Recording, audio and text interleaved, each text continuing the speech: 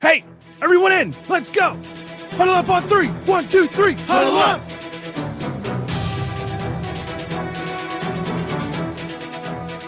You all know what you have to do.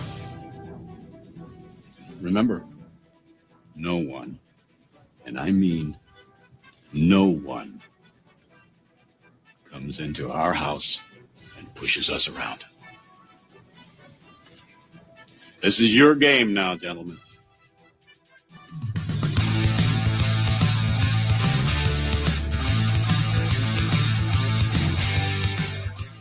Chris Davis takes it in the back of the end zone.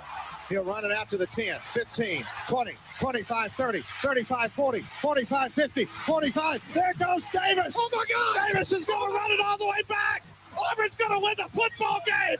Auburn's going to win the football game. He ran the missed field goal back. He ran it back 109 yards. They're not going to keep him off the field tonight. Holy cow. Oh, my God. Auburn wins.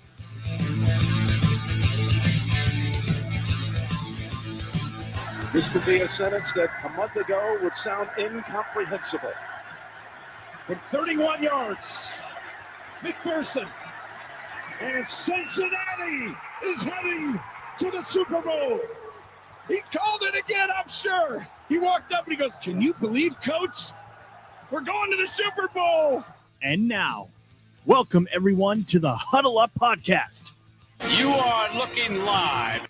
Hello, everyone. Huddle Up Podcast, Tuesday night, October the 18th, 2022. And we are glad to be back with you for another week.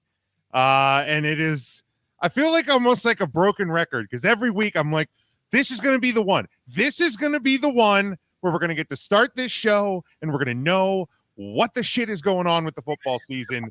And yet here we are. We don't know anything and we're just plugging away. But that's okay. That's okay. That is why we're here.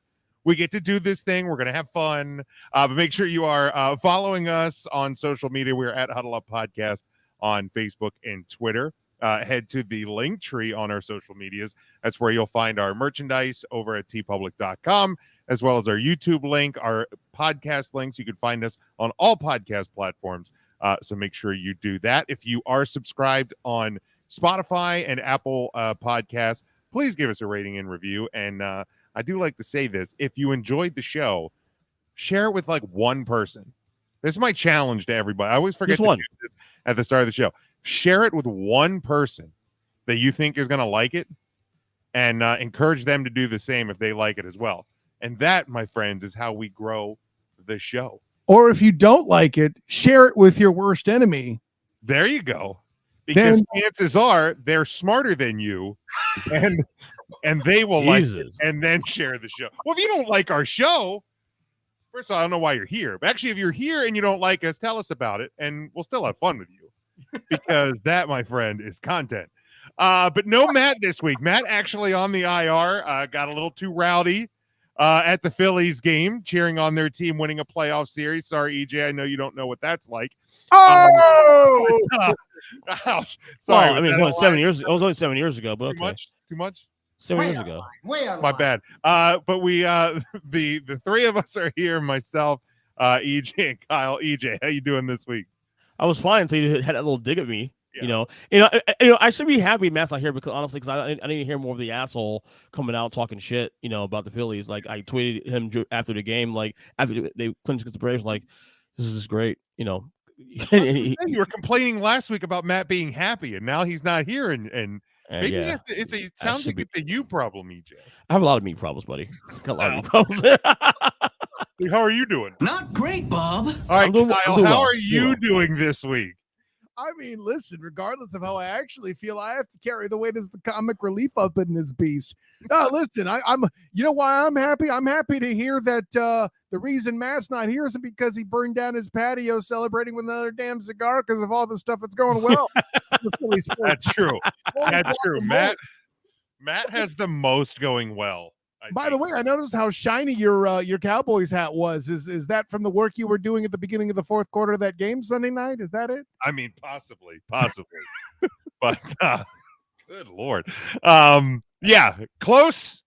but not so close actually. But we You will. can't say no cigar because Matt has it. That's Anyway, true. He has it. I do want to give a plug though. This is a free plug to Funk Brewing here in beautiful Central PA, Elizabethtown, Pennsylvania. The Funkadelphia IPA. You know, I gotta tell you though, you guys, between you and Ryan and Matt and all those and 3 Count guys, you guys make Pennsylvania more interesting than it probably really is. oh, Whoa! Seriously, You. Way out of line. it's amazing. Pennsylvania is great. What are you talking Is it about? really? No, man? I mean Philly. I'm sure Philly's pretty awesome. I've been there before a few times. I haven't been but to the airport in Philadelphia, and I need to change that at some point. I get it. Woof. I'm But- sorry that's the only place in Pennsylvania you've been. I've been Oh, in I- Reading. I've been in Reading. No, I said only place in Philadelphia. Oh yeah, I sorry. went Only to Pittsburgh to watch I think it was in 18 to observe a Ravens Steelers game at what used to be Heinz Field. And It's still Heinz Field in my heart. fair enough, but you know it's listen, you know about Prince and the artist formerly known as and all that. That's the route I'm going. It's all good. Okay. You I know, like you going. and had a great time, man. The food's there great. The weather's good. The atmosphere is something special. You know, you can feel the blue collar and people working hard atmosphere. Oh, that's why you don't know working hard, right? Okay, sorry. Damn. Yikes, man! That's a shot. wait, no. That's a shot. That's my bad. That's my bad. He's taking notes now. So yes, I can't say that anymore. He's not stealing my notes anymore. So Right. Well, yes. He started taking notes. Maybe by next season we'll get good ones. But we press on. I acknowledge the evolution, and that is my fault. Thank you, EJ Christian. If you were a real man, you'd be doing that on a tool time notebook. Anyways, Hold up. We got plenty going on. Baseball going on. We got the start of the NBA. I know. Yes. Go Heat, bitch. I know it's not the big night. That's And tomorrow. James Harden looks skinny. He wasn't lying. There you go. Good for him. Sixers starting tonight. Philly's playing right now. That's why I got the red and the blue lights behind me. No, it's not a setting from Cops or Reno 911 or anything like that. Awesome. Go Padres. That's you know what? That's your first strike. I guess we'll probably get 2 and 3. Mike joining us live. hey, Appreciate that. What's going on? Yeah, Kyle. Hopefully because I know Kyle, you're gonna bounce out again and hopefully jump back in this week. Maybe I'll remember to play the Tool Time theme a second time if you're not with us when it plays the first time because I missed the dance last week. well, listen, when I'm in the green room, you can prep all that. That's the talent and joy of being the producer and director while you're also a talent. There you go. Nobody does it quite like you, Kyle. But let's get in That's what she said. She to did say the that. weekend She that did say was. Oh my. That fit actually too. It did. That is wait. Do it again. That's what she said. The good, the bad, and the ugly. Of course, we do this each and every week. The 3 observations from this past weekend. We will start with the good, and EJ Christian, we will start with you. What was the good from this past weekend? The good. I'm gonna go ahead and say it. Make a declaration here. I like doing that on the show all the time. Here we go. The good or the Bills and the Eagles. I'm gonna say it. Number 1 seed's a wrap. It's done. No, geez. It's over. They are your number 1 seeds through 6 weeks, and it will remain that way. Wrong. This is mine. This is my good. Right, and I mean, No, we but, can give our but opinions on yours. Jim, I have logic on this. I'm not saying it because it feels good. Okay, You think I all like- right. you think I What's like- the logic, and then we'll You break it. think I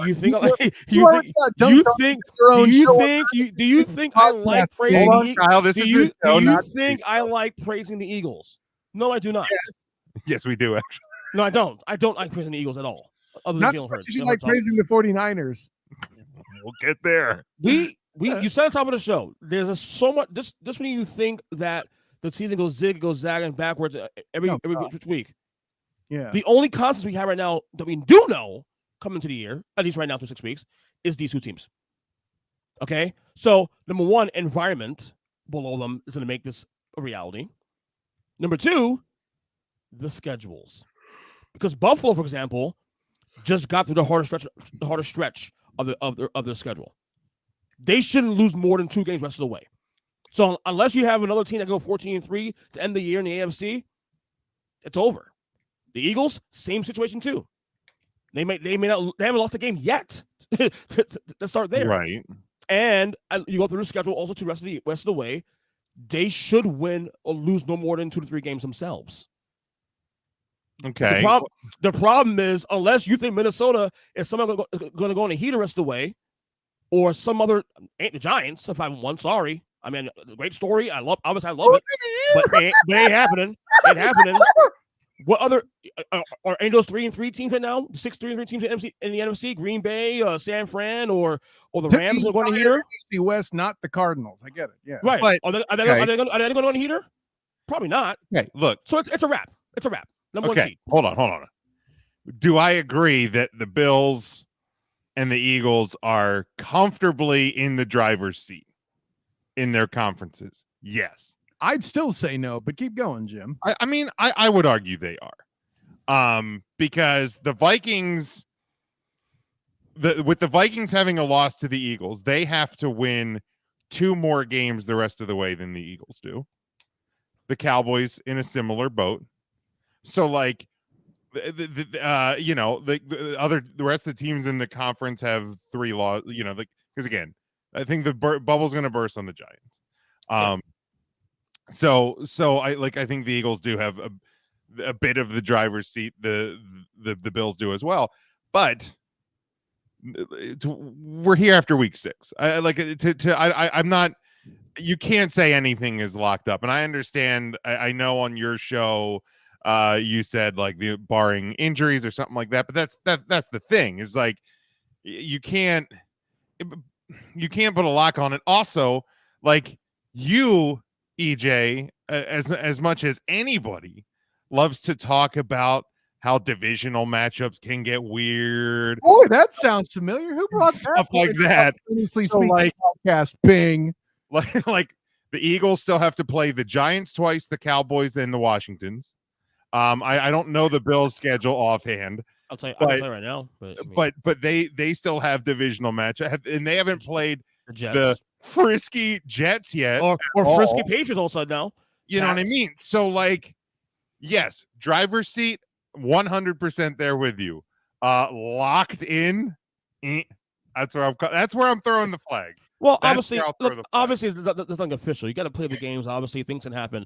I'm just saying that I feel confident knowing that between the environments in the conferences and the big part here is the schedules. This looks like it's a cakewalk. Their toughest game. Okay, so Buffalo's toughest games. They have 2 tough games coming up in the next 12 weeks, whatever left in the year. Minnesota at home in a couple weeks, and then Cincy in week number 17. So unless you're telling me the Jets and the Patriots are going to be teams that can push back, which based on again divisional records, I don't know, but I don't believe in the Jets. The Pats maybe can push back a little bit. The Jets, I'm still. Wait. So you believe in Zappy more than you do with the Jets right now? I believe in Bill Belichick more than I do the Jets right now. That's where I'm at. Hey, listen, Salah's going to collect a receipt on your bald ass. I'm just saying. Well, get the job done first and talk. Wasn't it a couple weeks ago that you yourself via either Twitter, this show, your show, Kyle's show, some other show, said that like Bill Belichick is definitely looking at retirement because he's it looks like this is really kind of the end. It could be for him. You're gonna trust him to beat the Bills who are locked in.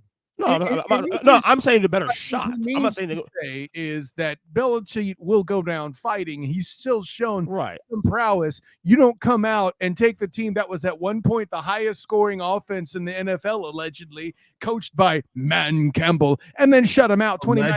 Well, let me say right now to you real quick. 29-0 to a hill topper. Bailey Zappi. He sounds like a freaking. He sounds Frank like Zappa, grandson, contemporary artist to Steely Dan. Okay. Yeah. Well, no, Jim, you asked me. I think the Bills go 5-1 in the division this year. So they're one loss that they already have it because Miami in. You might be right, but I just remember those divisional games can get weird, right? Could get weird, but I expected the Bills to close the deal. And the Eagles in the NFC as well, and it's hard for me to say that. Going into that Dolphins game, EJ, you were sure the Bills were going to win, correct? Absolutely, but I had to be a competitive game though. That's all we need to hear. You were sure the Bills were going to win, just as we're sure of everything else. But for all that issue talk, really, the only thing that keeps me from having a fantastic argument to dunk on you just the same as I do on a regular basis Whatever. is the San Diego Chargers. Sorry, the Los Angeles Chargers. Somebody else who moves Los Angeles Chargers of San Diego. That's right. I said it. The punchline being, if you look at their schedule, sir, really, it's filled with a lot of teams that are trending down that at one point were supposed to be great. We saw them take care of business against the Broncos on Monday. And Well, not a take care of business. Let's be real. It wasn't impressive, but it's a win nonetheless. Right. And when you look at how depleted their roster is and the wins they're still chalking up despite it, I will grant you, coaching issues have a lot not to do with their struggles, sir, but with their victories. EJ, don't play that the convincing win stuff. You're putting Brian Daboll as coach of the year based on three or four he is coach of the year. Convincing wins. He's coach of the year. Next teams like Tennessee. He is coach of the year. Next question. And everybody's now following my bandwagon now. All of a sudden, everybody on ESPN and fucking Fox News, Fox Sports is saying the same thing now. I've been saying for weeks now. So, jump in line, guys. Jump in line, okay? Jump in line, Dayball bandwagon, baby. Sorry. It's not. I'll be wrong too. I mean, that's up to them. And that's fine, but I will. Another guy who beat your precious Giants, of whom you're not actually a fan. Mike McCarthy? Mike McCarthy. And Mike McCarthy just got worked by the actual midseason coach of the year. What I've been saying for 2 or 3 weeks now. The only person I'm hearing arguments for is Nick Sirianni. Well, and hey, he wasn't there before, but now that he's got some stuff strung out and I'm seeing the way he's winning games, taking a quarterback that everybody had given up on, not named the student of the game, and you, of course, as well, EJ. I'm not going to throw you under that bus. You make plenty of bad points. I don't have to make up bad arguments. But now suddenly Jalen Hurts is world beating. Now, granted, a lot of that is from Sirianni coaching around him and not asking him to too much. It's almost like what Matt Nagy did with Mitch Trubisky, when he was coach of the year before. Who? Trubisky or whatever the hell. Yeah. Thank you. You would think I remember that drop is there. I didn't even bring up the Denver Broncos, for Christ's sake. Well, all right, look, we need to keep moving on. If we spend this much time on every good, bad, and ugly, we'll be here for a very long time. True, but listen, punchline's this. They've got a bunch of teams on their schedule, the Chargers, that are trending wickedly down, okay? The rest of the AFC West has been kind of a joke, not that who aren't the Chiefs. The 49ers are on their schedule. Whoo, doggies. Yeah, number 5, my ass. And then over and above all of that, the Titans, the Colts, that's intimidating. The only reason why the Jags beat them was a cacophony of injuries that didn't put them in a position to even challenge a team that was trending up at the time. At this point, I could argue the toughest game on the schedule, not the Kansas City Chiefs, is the Dolphins. Where have we heard that name before there, Buffalo fan? So I say all the above to say you're ruling out the Chargers as the top example that I can see here way too soon. If they get healthy early in time, maybe they could be in the mix. But they're not healthy now, and they're winning football games. EJ, well, they're winning. They're barely. They're winning. They're winning. There's no style points in the NFL. Hold on. That also makes your boy, the coach you don't like, Stokely, a coach of the year candidate himself. Brandon Stokely, Brandon Staley. Staley, sorry, whatever.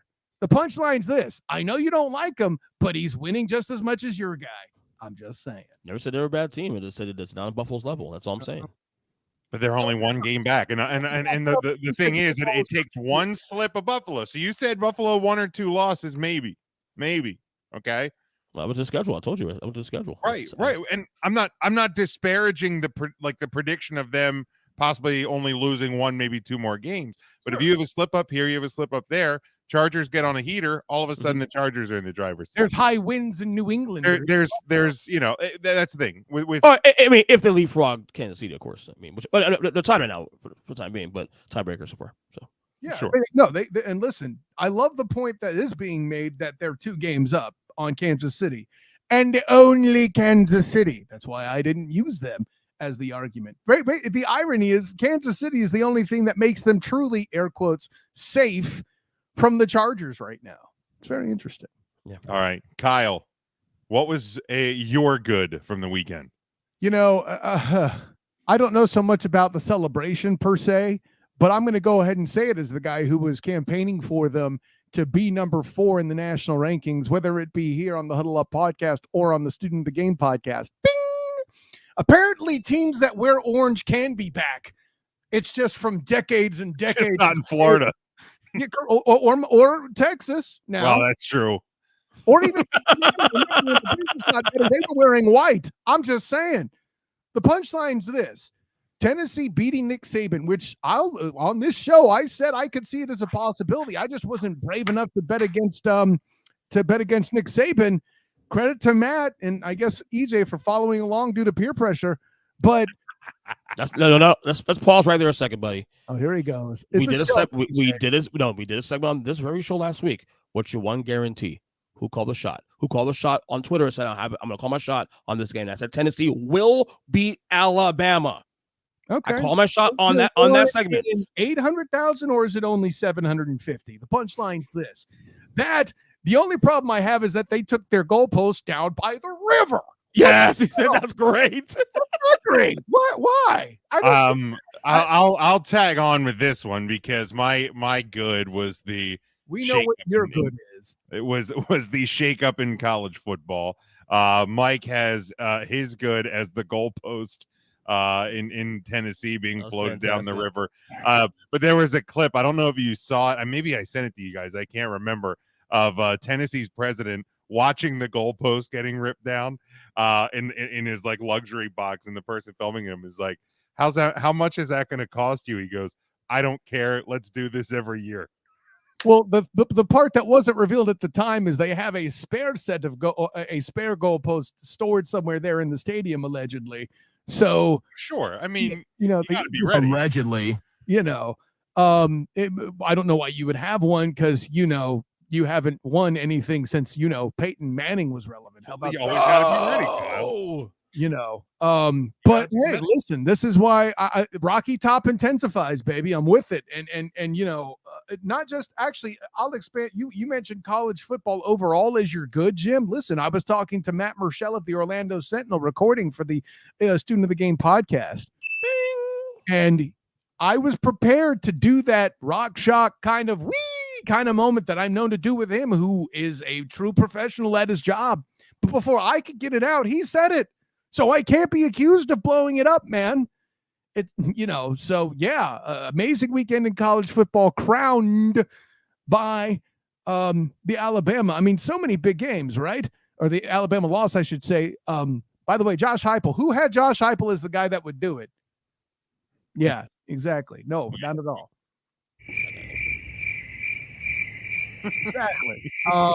So no, and what were the other big games that happened too? The Big 12 was, amazing. The mullet falls. That's crazy. I can make fun of after me. Well, apparently they did, Mike. They did. They actually and the ACC is still pathetic because Syracuse is undefeated. And speaking of pathetic, Jim, do you have a vacuum cleaner for a sound bit? Because this is how much you suck for the Utes. I'm blaming you. You stole this shit? I love it. I blame you. Of course I'm still on this. Now he's jeopardized my prediction that USC would make the top 10. Not going to happen. One Hail Mary shot. Not gonna happen. You had to. Well, anything's possible because then there's still plenty of chaos that could happen. And we all know, of course, absolutely, loves USC for reasons I can't fathom. But how far did they fall in the AP? I did not look yet. Thank you for reminding me to check. But I will say this, and I'm going to say the same thing I texted to Jim that night. All you did was weaken the college football sport today. That's all you did. You set up a scenario where USC may come back and beat Utah for the conference championship. Sweet dreams, son. USC fell to 12 in the AP. Yeah, they did. Yep. Hey, they're only 2 spots out, bitches. UCLA is the highest ranked Pac-12 team at the moment at 9. That's insane. Which, to be honest, guys, if they win out, which I'm not sure they will, but if they do, I take them seriously as a playoff contender. Interesting. Taking place. And I mean, they're like you'd almost not be able to deny them really at that point either. I mean, with the teams that are inevitably going to knock themselves around and out,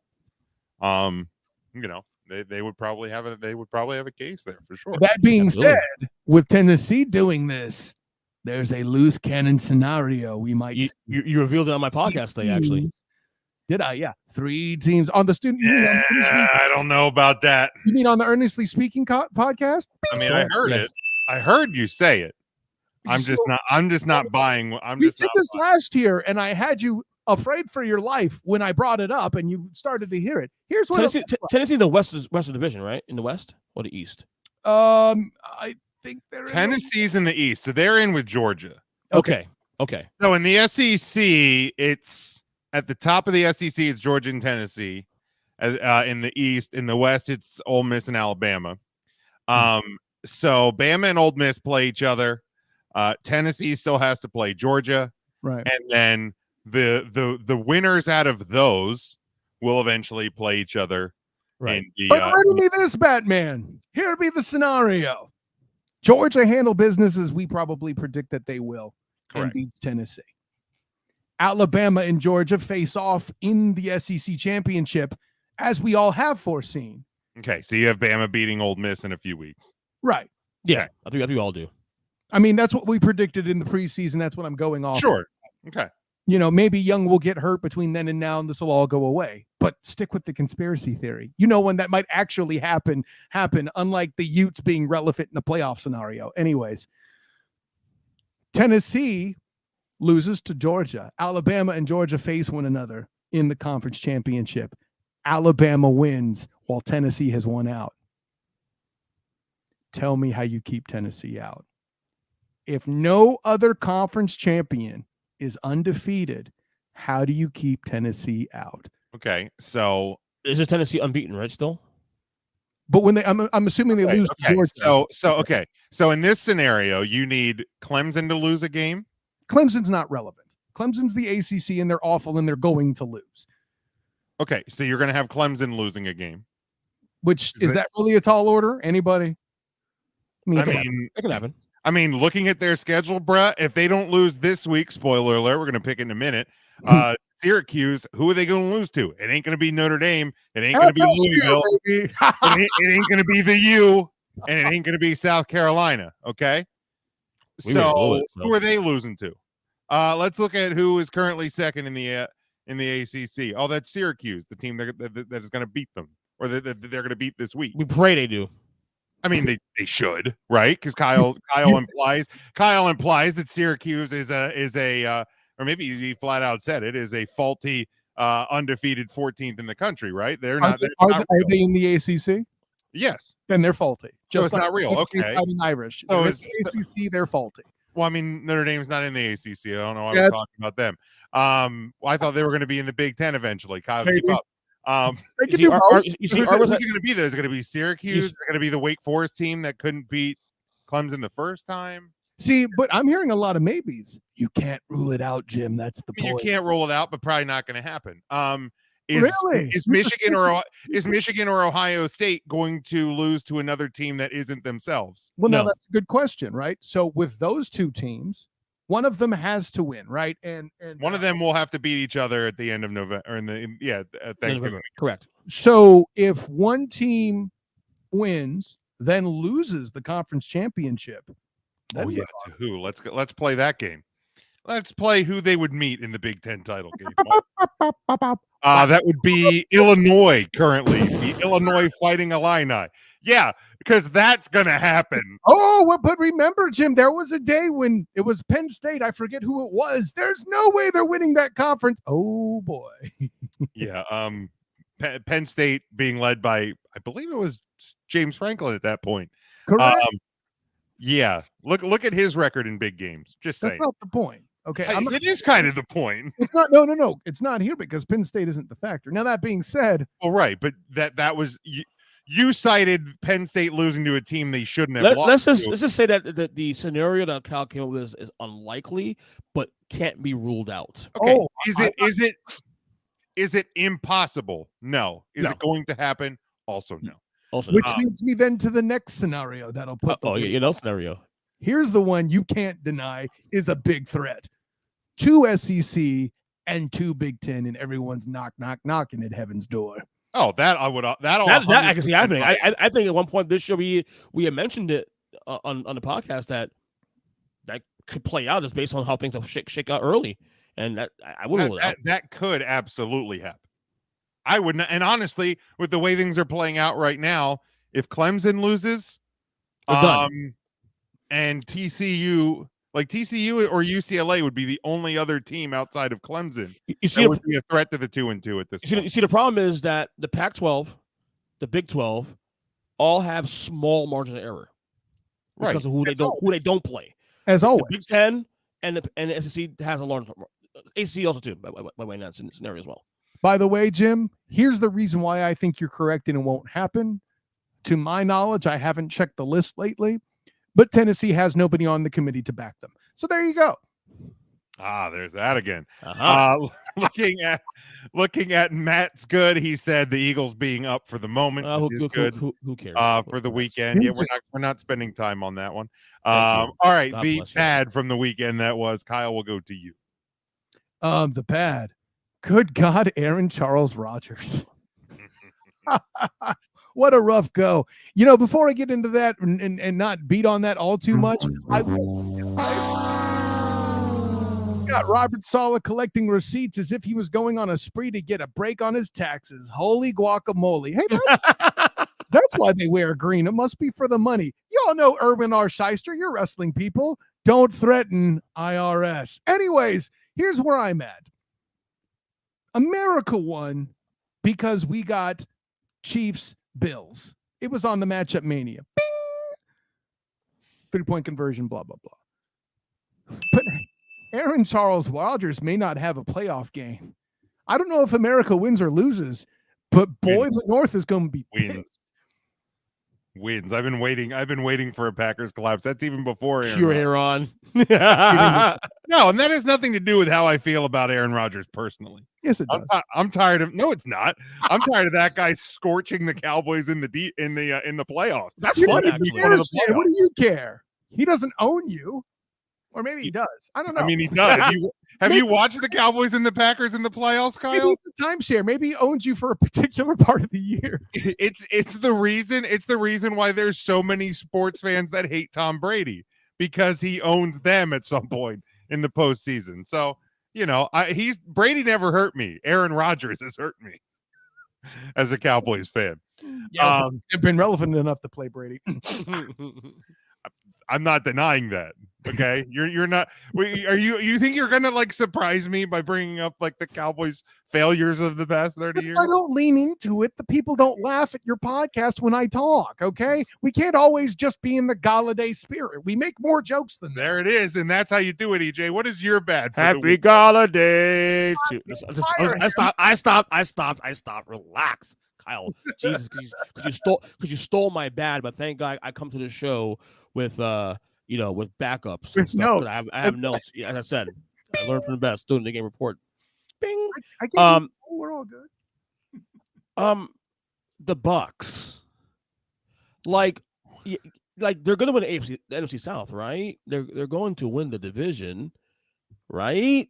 The Saints, the Panthers, talk about things that aren't a lock, EJ. The Broadcons. I mean, look, I still think they're the best team in the division. They'll win the South, but that's not how we measure this team every year with Tom Brady and company. In fairness, we go ahead.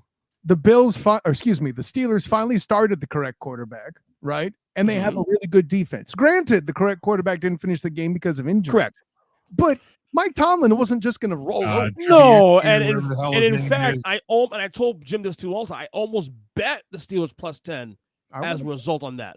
That being said, that being said, look, they'll make the playoffs most likely, but win the division. They're still the favorite. But again, we measure this team based on Super Bowl contention. Are they still a Super Bowl contender in the NFC? No. Because I don't say no is because the NFC is just that bad. And that's the thing. Real quick. And I'll let you talk. That's the thing. I actually can't say no yet because I know they'll get healthy. I just know Brady to figure it out as always he does. Bro, And the but NFC, yeah, but every time we doubt the guy, what happens? He proves us wrong every time. I understand that, but so far, there's been easy games on their schedule that they should like. Right. Now, like That's the like thing. that's the problem. So you lose to a Steelers team you had no business losing to. You should have lost to the Fraud Cons if it wasn't for one of the worst calls I've seen this year. We already discussed that the other week. I think it's the worst, but details.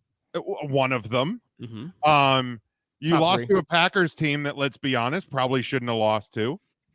But like those are two teams that we have a lot of questions about, as we've discussed. Well, that's what I'm saying too. Also, through 6 games, even in their wins, they haven't had a Buccaneers game. It's been struggles. And you're asking the wrong question, guys. You're using the micro vision. Mm-hmm. Make it macro. If not them, then who?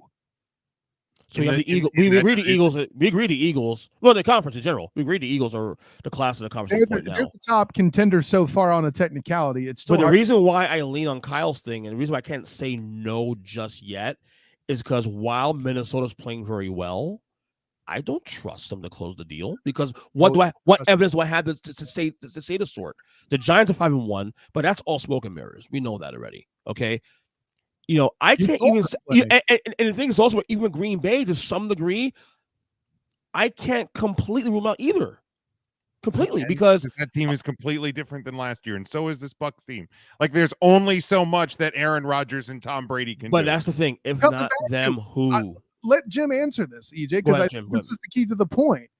If not if the Bucs aren't the next best competitor, who? You trust Kirk Cousins in the playoffs? I don't. Right? Oh, shoot. What time does their game start? Because not every playoff game is in prime time. But eventually they are. They only got one prime time left.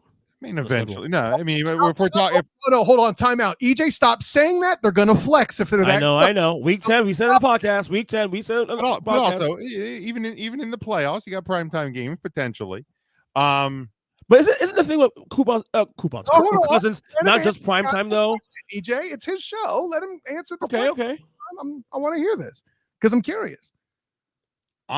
Look, I don't have a great answer. That's why I can say no. That's all. So yes, I will retract my no in terms of the Bucs like being not a contender for the Super Bowl by those reasonings. However, there is no reason for me to believe that even in a playoff game, this Buccaneers team is going to beat the Eagles.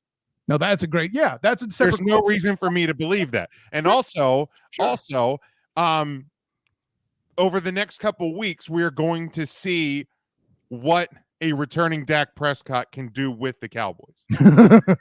Okay.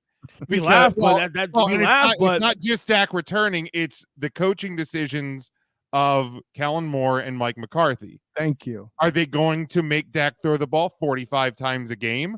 Or are they going to let the running game and the defense do what they do, but also letting Dak do what Rush is doing, but as a better quarterback? Because that's going to be the big thing. Like, you know what I mean? Because Kyle, we talked about it on your show, the Student of the Game, we did last week. That's right. That Rush has been a game manager, and that's a fine word. That's not an insult. However, like Dak can be a game manager plus, and really that's all they need him to be. They don't need him to go out and sling the ball 50. It sounds like a horrible video game system. Game manager plus. Game manager plus at Five Below. But yeah, like they don't need him to be. They don't need him to be a 45 throws per game guy. You see what Jim is saying is correct though, because of the ineptitude of the Rams, of the Packers, of the Bucks, lesser extent the Niners, who I still trust for the record. We know is why the Cowboys are in the mix. Is why the Cowboys are to be talked about. Because like I wanted to say the Cowboys without the risk of being a homer. No, you don't have to know. It is what it. No, it's not being a homer. It's being logical. The thing is, when we say Super Bowl contenders, we say what 2 to 3 teams you can see playing for the NFC Championship in late January. That's what a Super Bowl contender is to me. So to me, right now, it's really definitely locked in number 1. I can't say Minnesota definitely just yet. definitely not the Giants just yet. Okay. So the teams who are supposed to be there, Niners, Rams, Packers, those, they are unwhelming right now. So I can't write them off yet because everybody else is doing the same fucking thing that they're doing. So That's true. That is true. By the way, Mike just burned you about trusting the Niners again because he's absolutely right. Anyway, again, Jim, you can say you can say all the fuck you want about that, but the fact of the case is this: they were 5 minutes from the Super Bowl last year. They were in the Super Bowl 3 years ago.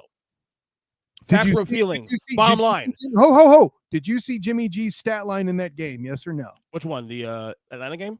The NFC Championship game. Wasn't great. It was bad, Ernest Christian. The defense carried them once again. And the defense was able to carry them this year as well, too. And how's that going? It's a culture thing. Look. We can sit in and argue about all you want, but the fact of the case of this, we've seen them minutes from going to Super Bowl last year. What happened last year? Green Bay 13-3. Who gives a fuck? I'm going to Lambeau, beat your ass, and it happened. End discussion.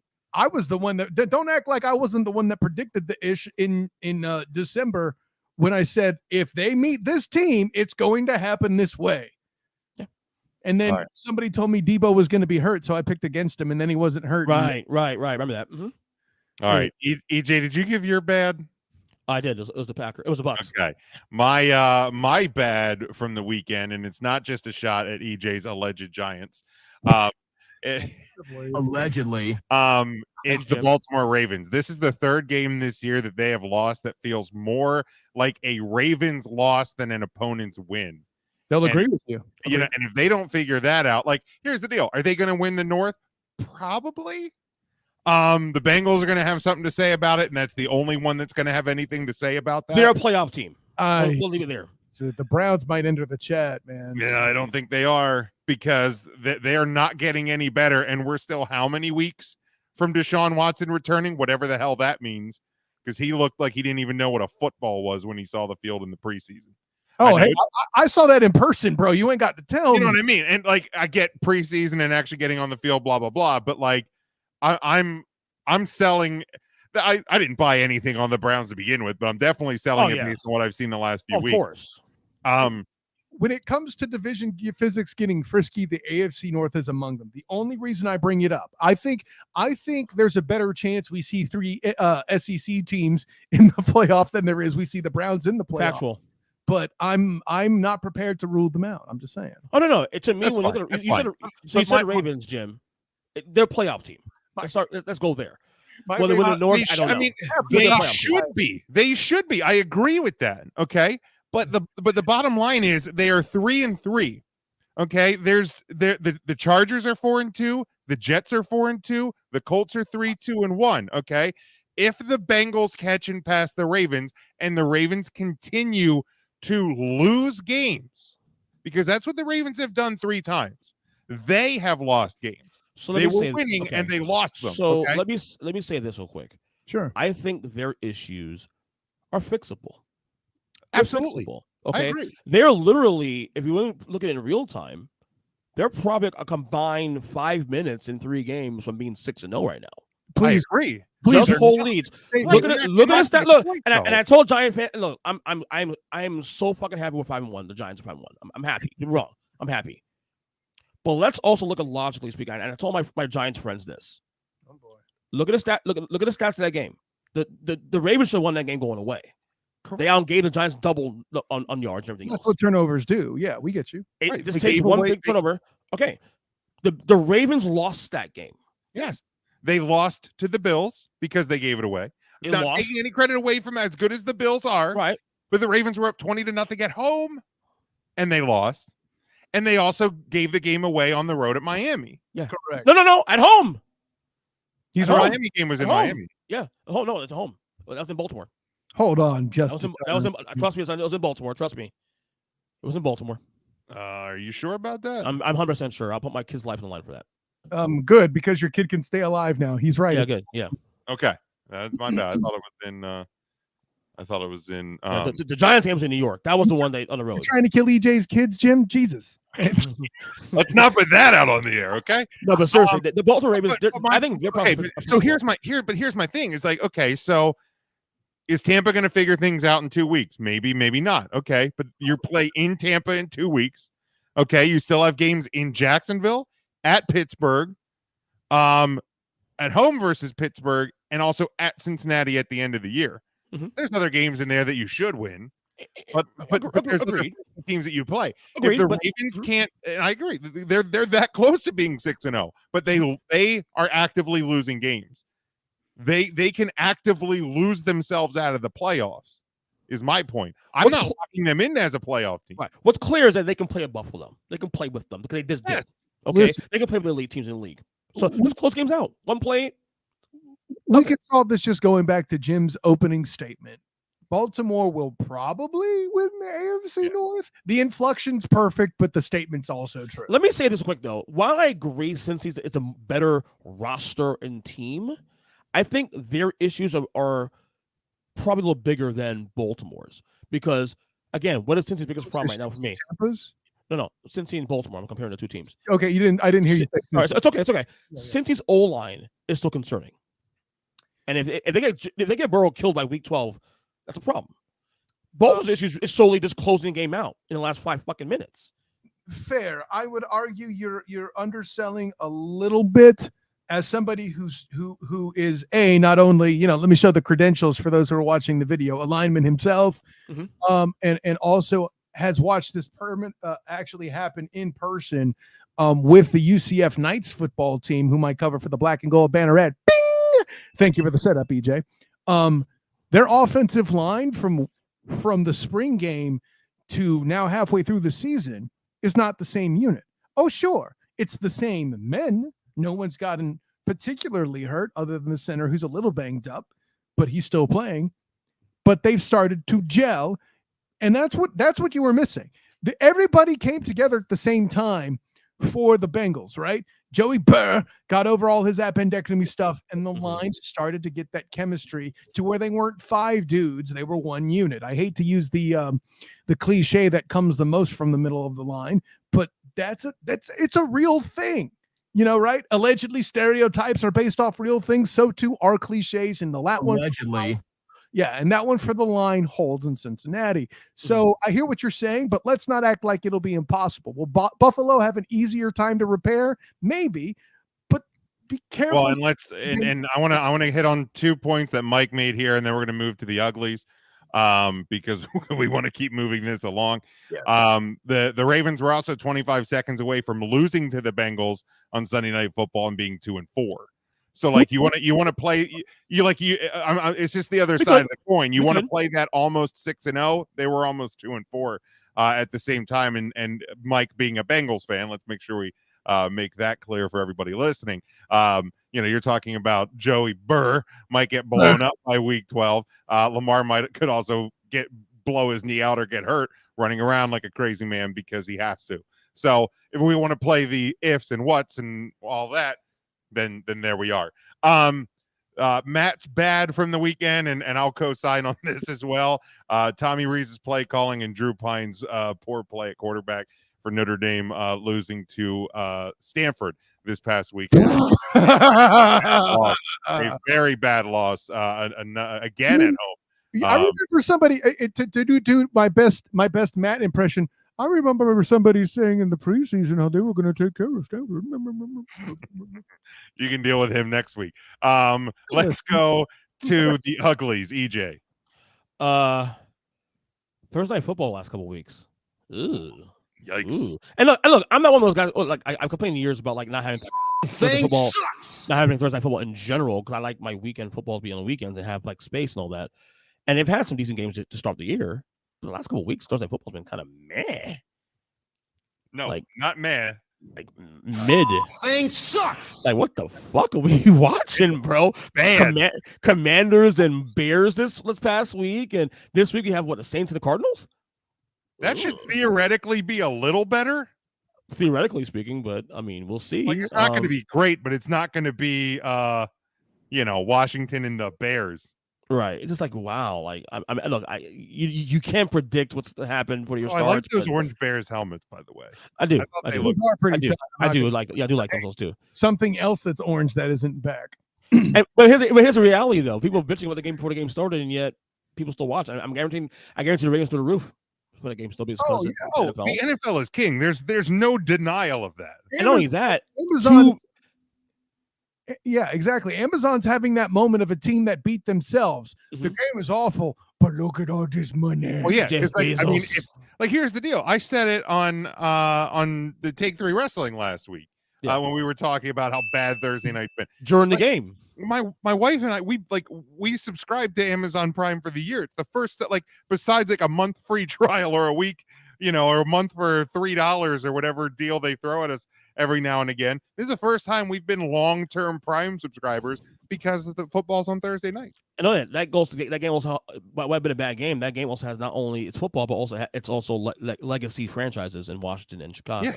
Yeah. So, if I may quote the immortal Charlie Sheen, dude, I already got your money. Yep. And greed is good. Kyle, you're ugly from the weekend. Technically not Charlie Sheen. Yeah, that was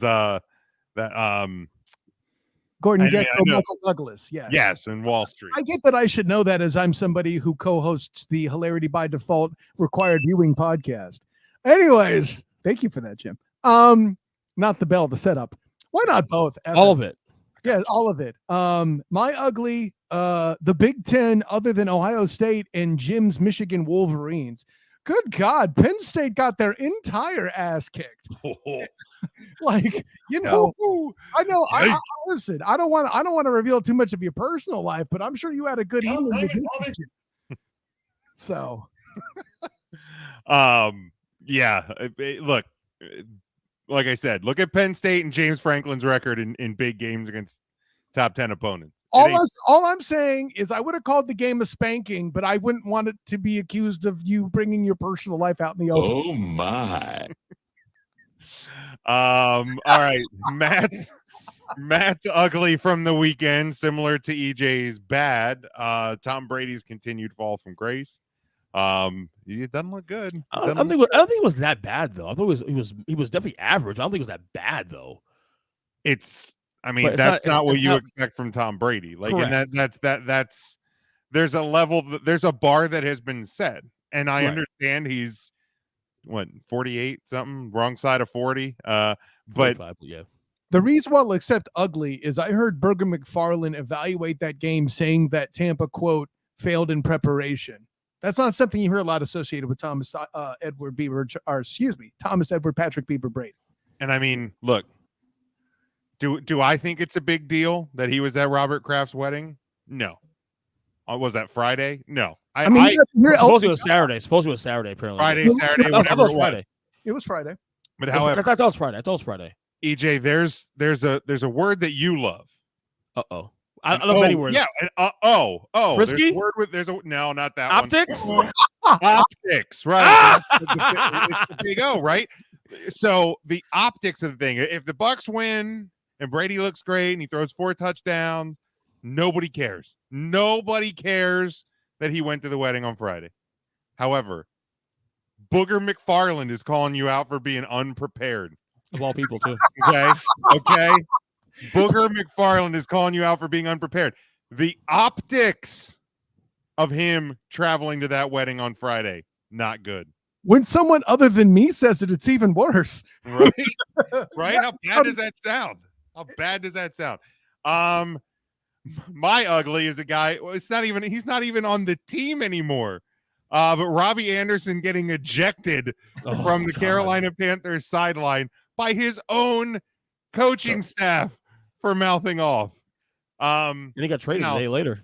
And now he is a member of the Cardinals, not even with the Panthers anymore. But yeah, I mean, that's look, everybody was trying to resurrect the Antonio Brown situation from a year ago. Not quite the same thing. A little bit of laziness in reporting on that one from people, but it just Ben Simmons take. It was a bad Who's take? Ben Simmons. Oh, okay. It was a bad look. Mike, his ugly. I know he wants to hear it. Oh, the Denver Broncos. Is that a first? Have we gotten soundbite cues from the comments before? That's pretty tight. Well, I like Mike. I like Mike. This is by far the longest good, bad, ugly ever. It is. It Almost is. an hour. This has been going on. So Because you're not laughing as hard at Matt talk shit on you the whole time. that's true. Matt's the glue that holds this machine together. And that's Normally I miss him, not tonight. But yeah, Matt should hopefully be back with us next week. With a voice. We'll see with a voice. That's What? the first time. That's the first time that we've gotten a wow all show. We can tell Matt is missing. Wow. All right, let's move to the Speed up college there. football picks for this upcoming weekend. We will start with my game, a game that I said that we would be talking about when Kyle spoke the ACC into existence a few minutes ago, and that is number 14. Yes, I'm not stuttering. This is not a glitch in the matrix. Number 14 and 6-0 Syracuse traveling to number 5 and 7-0 Clemson. Clemson 13.5 point home favorite. 50 is your over under in this one. Saturday at noon on ABC. EJ, we'll start with you. Fuck Clemson. Give me Syracuse.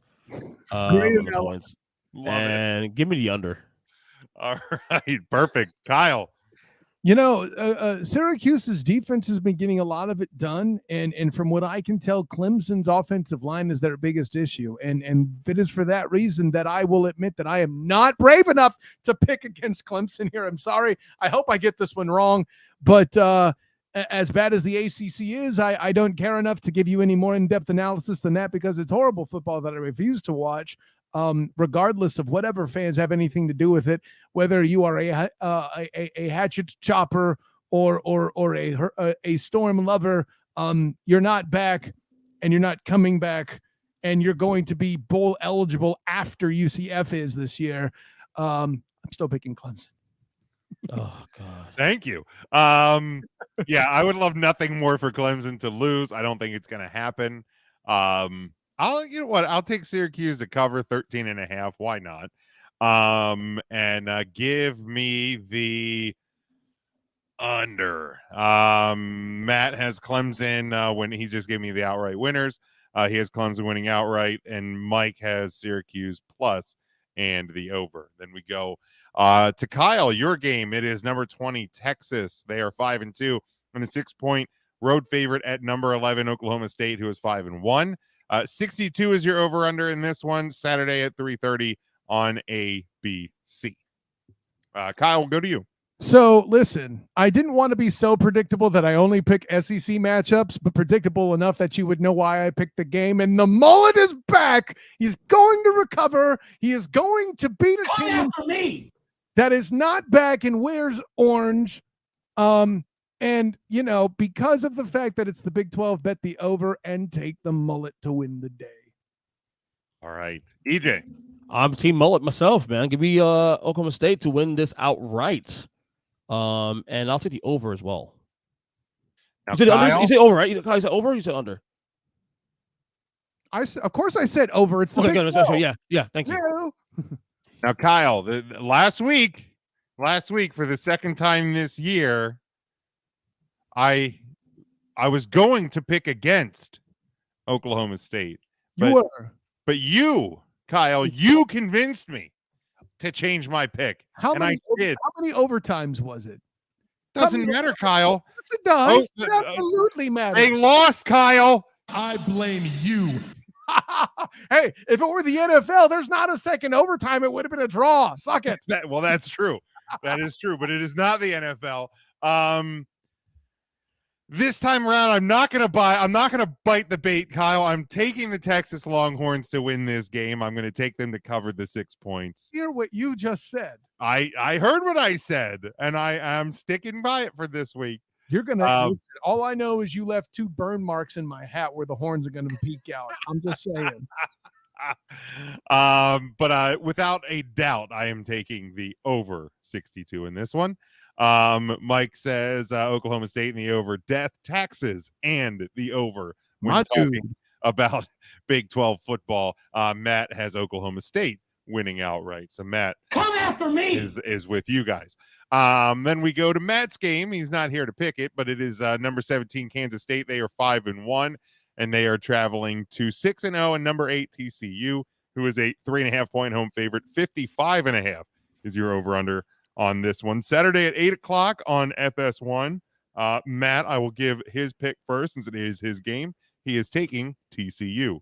EJ. I'm also taking TCU to cover. And I will take the over. All right, Kyle. I mean, first of all, I want the record to show when you did come after me about the mullet, I took it like a man. I am over 40. I want the record to show that. Listen, I'm a man. I'm 40. TCU is the obvious pick here for me, and let me go with Mike's death and taxes. I too have the over. Yeah. Give me the over action. It's a Big 12 game. 55 seems super low for a Big 12 game. Yeah. So definitely give me the over. And yeah, I'm gonna go TCU. Kansas State can sometimes be a fun story at home, but traveling on the road to TCU in this one, I don't like their chances. Mike has TCU and the over, of course, as well. Then we go to EJ. It is your game. It is number 24, Mississippi State. They are 5-2. They are on the road at number 6, Alabama, coming off of a loss. I love saying that. But Alabama in this one, a 21-point home favorite. 61 is your over-under. Saturday night, 7 o'clock, ESPN. EJ, we go to you. And this is great for Bama. I think Bama will win this game and cover the spread. Honestly, I think Alabama needs a good game. And a cover. Yeah, I think they're good at this stuff. They'll lose a game because of A&M randomly, Tennessee this week, and then they'll come back and bounce back in a big way and then make their trek to the SEC title game. Give me Bama to bounce back in a big way. They'll cover 21 points and give me the under. All right, Kyle. And angry Nick Saban, you're out of your effing gourd. I got Bama, of course. Give me the under, please, because at the end of the day, if EJ's right and Bama does cover, which I'm not going to go that far, but if they do cover, that Miss State team's not going to have a lot of points. No. Oh, that's a good point. That's a good Very point. Yep. Matt has Bama winning outright. Yeah, Bama's going to win, but man, give me Mississippi State to cover the 21. I know it's coming off a loss, but Bama's looked shaky a few times this year against Texas, against A&M. Of course, the loss last week. So yeah, I think Mississippi State's going to cover, but not win, and give me the under.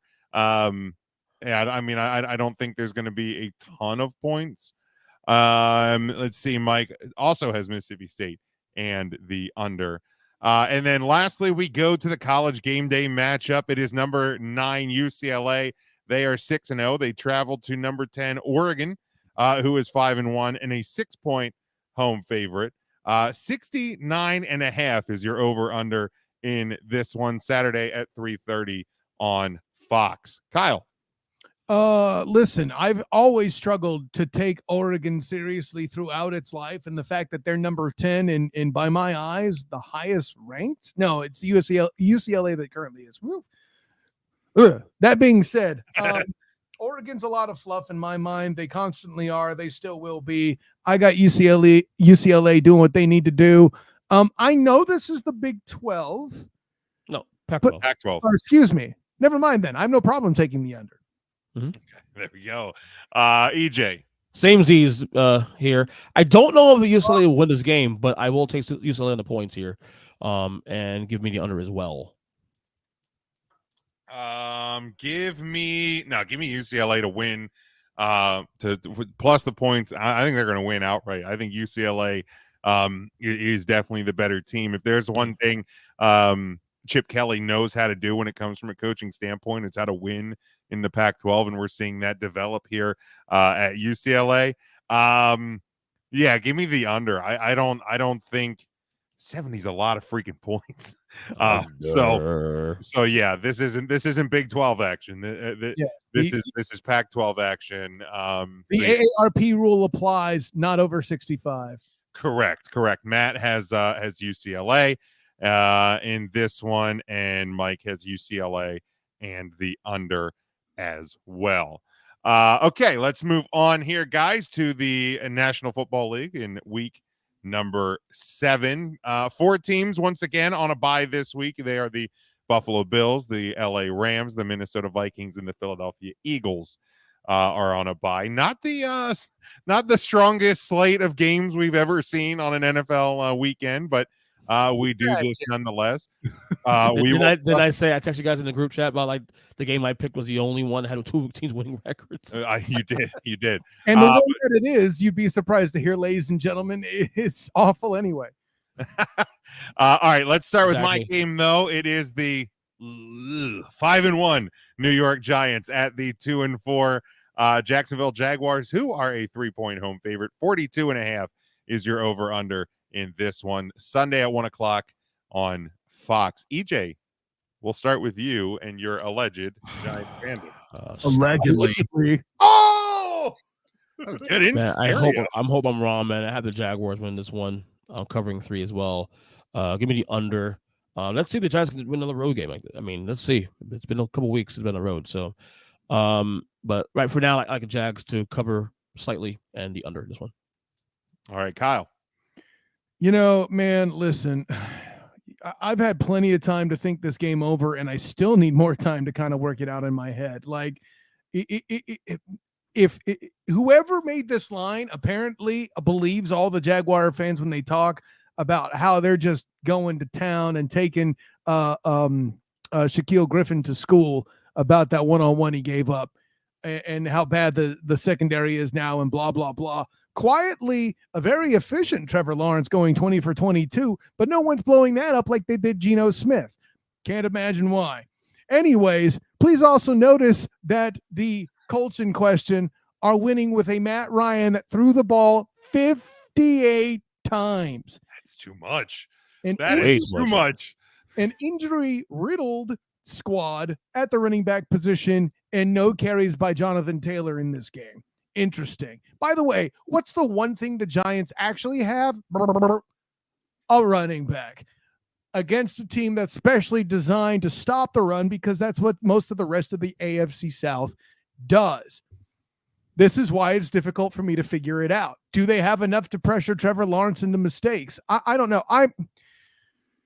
Their D is good. The Giants' D has gotten better as the weeks have gone on. Right. And the pass rush, especially, too. Offensively, the Jags have more balance, potentially. They just do not make mistakes.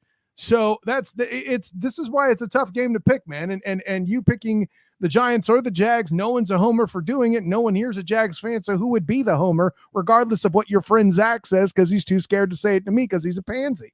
But the punchline's this. Damn. Thank you for the opportunity. Wow. Thank you for the opportunity to allow me to talk a lot of schmack, because I honestly don't know who to pick on this show, which means I'll probably have to say it tomorrow anyway. He's stalling as he's doing it. I am stalling. I don't even have injury reports yet to look at. I got nothing. So with this in mind, I'm going to pick the Jags as the actual winner of a superlative at the midseason. Saquon Barkley as MVP is compromised for the first time in a long time. I'm not saying stopped. I'm just saying slowed. All right. Yeah, look, I'm gonna go to the Titans Giants defense on this one, where it's gonna be a 2-point game. So I'm gonna take the Giants to cover the 2. To cover that 3-point, but I say the Jags are gonna win in a close, ugly one. I almost did that actually, Jim. Like it's gonna be one where like EJ's like, oh cool, they're gonna do it, and then like then they're not. It's gonna be like a Jags field goal to win like 20-18 or something silly like that. You Cowboys fans will be happy. And give me the under, even at 42.5. I think you have a great point there, Kyle. If the Jags can do what they've been decent at this year, and it's slowing down the opponent's run game, that is going to dramatically impact what the Giants can do in this game. Matt has the Jags to win. Mike has the Giants and the under. Then we go to EJ's game, and is the only one, statistically speaking, with 2 teams with a winning record somehow going against each other. It is the 3-2-1 Indianapolis Colts traveling to the 3-2 Tennessee Titans coming off the bye. 2.5-point favorite are the Titans at home. 43.5 is your over-under on this one. Sunday at 1 o'clock on CBS. Kyle. Again, another game that I don't know what to make of. I'm going to take the Titans on the strength of the fact that I think they're healthier. That's about it. All right. I can get behind that. EJ? No, I feel good about Tennessee here. And Tennessee's low-key's won 3 games in a row, actually. I have to write them off. Them being 0-2. I mean, not that the Colts are anything worth. Oh no, writing. I'm not. The Titans are doing it against bad teams. Right, I'm not even blowing smoke and shit. But It was 2 weeks ago they beat the Colts and they beat Washington in the Washington, Raiders. right? Exactly. Yeah, it's a good thing you're not a Giants and the Raiders too. look Also, at they beat the Raiders as well. being the weak thing that it is. So they'll win 4 in a row. They'll cover the spread here slightly. So give me Tennessee and give me the slight over on this game. For the sake of my damn fantasy team, can I please get a Jonathan Taylor breakout game, please? Fantasy gods, please. Somebody hear me. This was a keeper for God's sakes, and it has been a bad. You need to be a bad 6-week road for me so far. So please, somebody hear me out there, fantasy football world. Please, I need this. I need this. Give me. I'm not going to pick the freaking Titans. Give me the Colts for God's sakes to win this game, to cover the 2.5, and give me the under. I'm rooting for the Colts to win for the record, but gee, I don't know. I hate the Titans so freaking much. Me too. Matt has the Titans. Mike has the Colts and the over. Then we go to Matt's game. It is the 4-2 Kansas City Chiefs. They're a 3-point road favorite at 3-3 San Francisco. 48.5 is your over under on this one.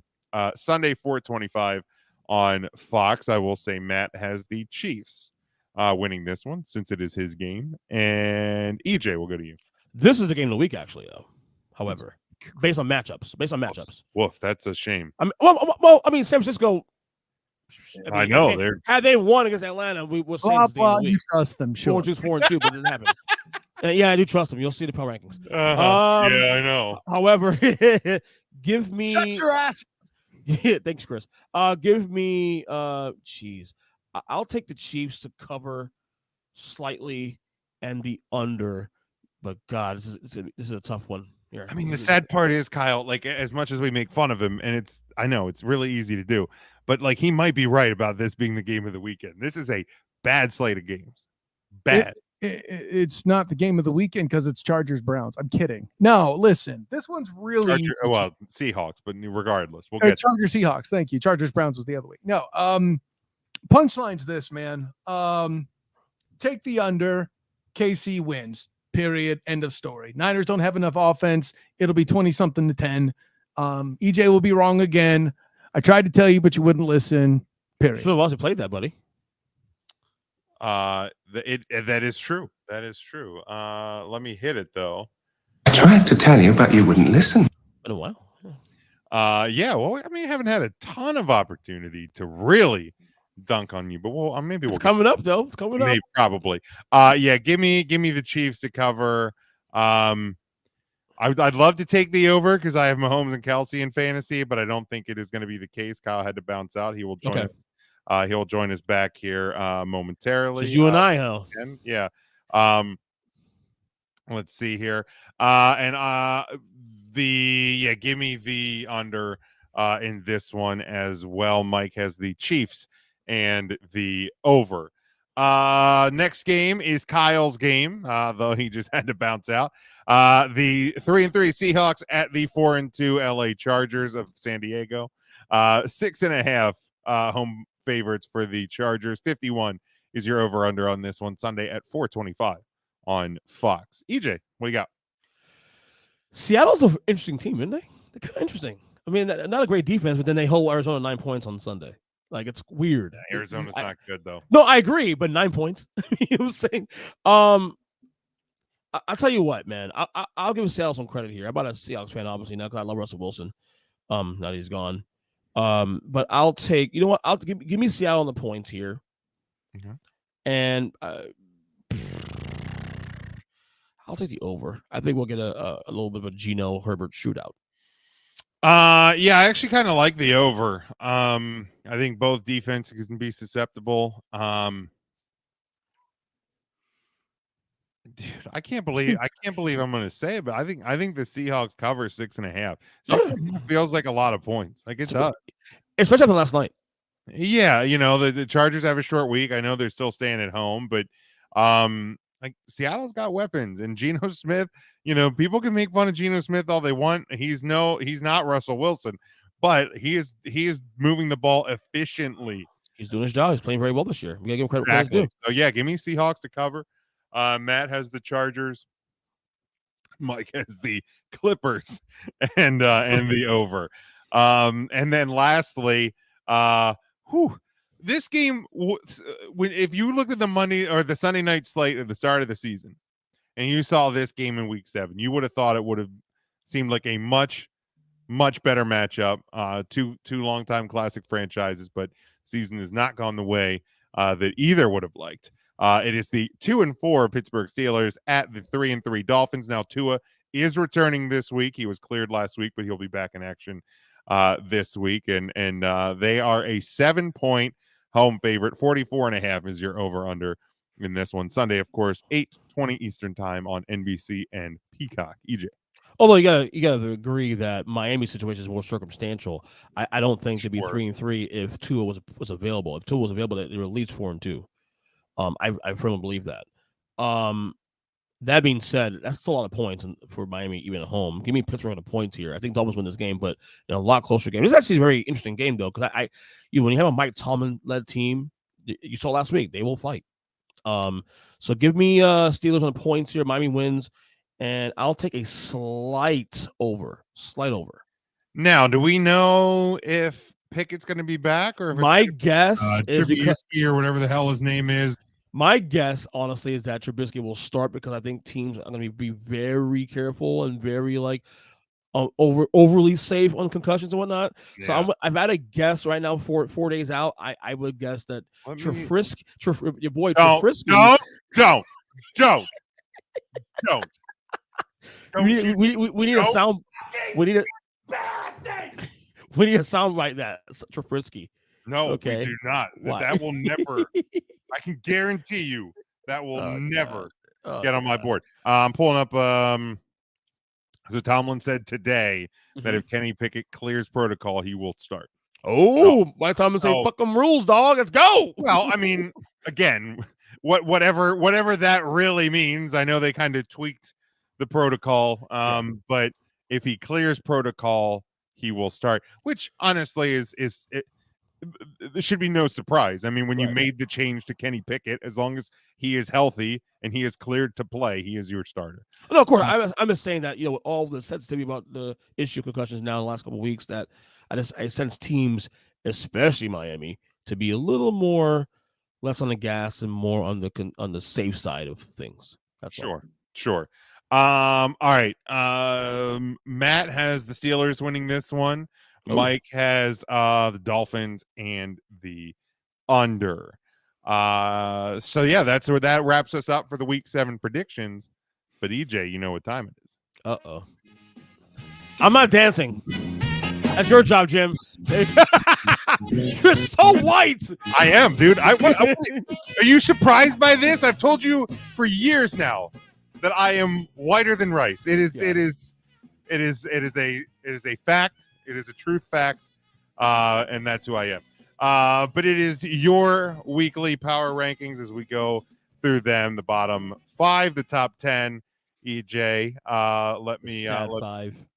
The sad 5. You got a violin for that? You got a little violin action for that? Yeah, one? I think I have the. I got the sad violin here. The bottom 5 for this week. We got a newcomer. This is for all the podcast listeners not watching on video on YouTube, of course. Podcast on YouTube. Here are 20-32. We have number 28, the newcomer, the Arizona Cardinals. 29, Detroit Lions. 30, the Washington Commanders. 31, the Chicago Bears. And 32, the Carolina Panthers. Jim, you see any of these? The only team that I have different, because 29 through 32, I have the exact same lineup. Okay. I have the Panthers at 32, Bears 31, Commanders, Lions. The only one I have different, and this is a team, maybe I'm more down on them than other people are, but I am watching this team come off the rails in recent weeks, and that's the Cleveland Browns. Yeah. They're bad and getting worse. Like, I have no problem with Carolina there. There's probably even a couple other teams like I'd be willing to put in that spot. I think at 32, you mean? Steelers not so much, probably because they had the win this week. Texans, I thought about it, but I'm starting to play that game of if they played, who wins. Yeah. So, like, if the Cardinals and Texans play, I honestly believe in the Texans more right now than I do the Cardinals. Raiders, I thought almost to put there, but I have more faith in the Raiders against the Cardinals. And that's pretty much it there. Because Saints aren't great, but they're not in that bottom tier. So yeah, really no discrepancy. But yeah, the Browns, man, the Browns are falling fast, and we're still 5-6 weeks from getting Deshaun Watson back again, whatever that means. And you have Baltimore, Cincinnati, Miami, Buffalo, Tampa Bay are your next 5. And things ain't getting prettier for the Cleveland Browns. And what's so sad about that, again, we go back to what I was talking about a couple weeks ago about blown opportunities. Look at right now what the AFC North is right now currently. Mm-hmm. Look at their 4 losses. Now, obviously, this was the first really legit loss of the 4 they've had this year. Okay, the other 3 losses were the Jets loss was a miracle win by the Jets. The Falcons ones, they should have won that game as well too. What was the other loss? The third loss they had as well. They had another loss that not Pittsburgh. They beat Pittsburgh, but they've had some games Their where they could have won. Are the Jets, the Falcons, the Chargers, and the Patriots. The Chargers game, they missed a field goal. Yeah, it was a 2-point loss. So again, let's say those losses are wins. Well, let's say 2 of those losses are wins. You 4 and 2. The Panthers in week 1 by 2. So like, they could be 5 and 1. They could be 1 and 5 at the same. 4 and 2. That kind of thing. No. But the point is though, missed opportunity now. Where we thought Baltimore and since we're runaways now, you do your job. You're in first place in the AFC North. And who knows what happens going forward when Deshaun comes back. But instead, they blew the load. So they suck. Yeah, they sure did. All right, let's look at your top 10. Hey, hold on. All right. I like it. All right. Again, podcast listeners, audio 10-1 going first. We have the newcomer finally. I had to do it. It took me 6 weeks. Well, 7 weeks, rather. The New York Giants at number 10. Number 9, the LA Chargers. Number 8, the Dallas Cowboys. Number 7, the Cincinnati Bengals. 6, the Niners. 5, the Ravens. 4, Vikings. My top 3 has not changed in weeks, and it stays the same despite anything that's happened here. Chiefs, Eagles, and Bills, 3-1 in that order. All right. I'll say this. I have the Bills, the same spot as you. Mm-hmm.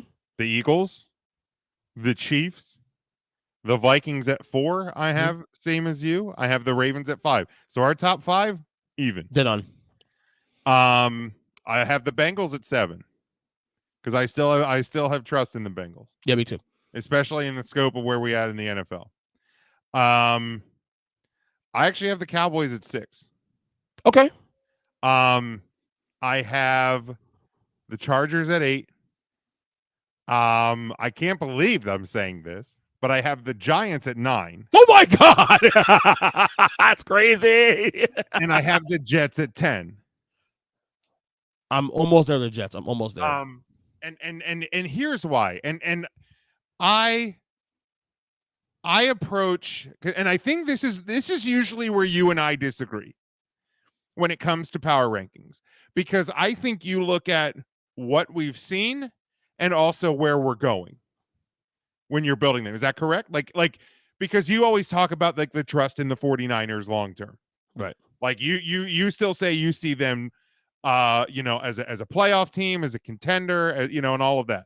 And my dispute of that, especially in a power rankings form, because I personally don't see the 49ers as a contender right now anyway. But when it comes to power rankings, the way I look at them is I primarily look at them as what have we seen so far and where are we at sitting today. So like when I say I have the Cowboys at 6, like I know it seems homerish. Like I get it. I have a Cowboys flag, Cowboys jersey. There's a Cowboys helmet. I got a Cowboys hat on.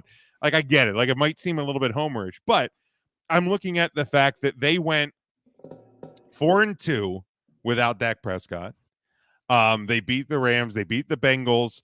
They got within 3 of the Eagles. Okay. And that's with Cooper Rush. Like Cooper Rush, I've been saying it for weeks. Game manager. He's not the starter. But like you couldn't have had a worse start on Sunday night to that game. Yeah. They settled down, and to my surprise, like he settled in, got him within 3. Okay, so he came. Your team that is with Cooper Rush at quarterback got within 3 of the best team in the NFC, one of the best teams in the National Football League. Right. So with now, Mike McCarthy said it today. Dak Prescott is going to be cleared. They expect him to start this Sunday. The Cowboys got no worse, okay, right. with Dak Prescott return. Like, theoretically speaking. Where did you have Dallas last year?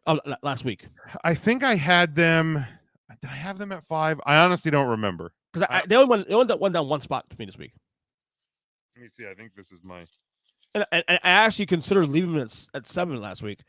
Of this week also too, because I was impressed with. I came from that game looking like Dallas is going to be a player still going forward as long as Dak does his job and they keep the same formula going forward.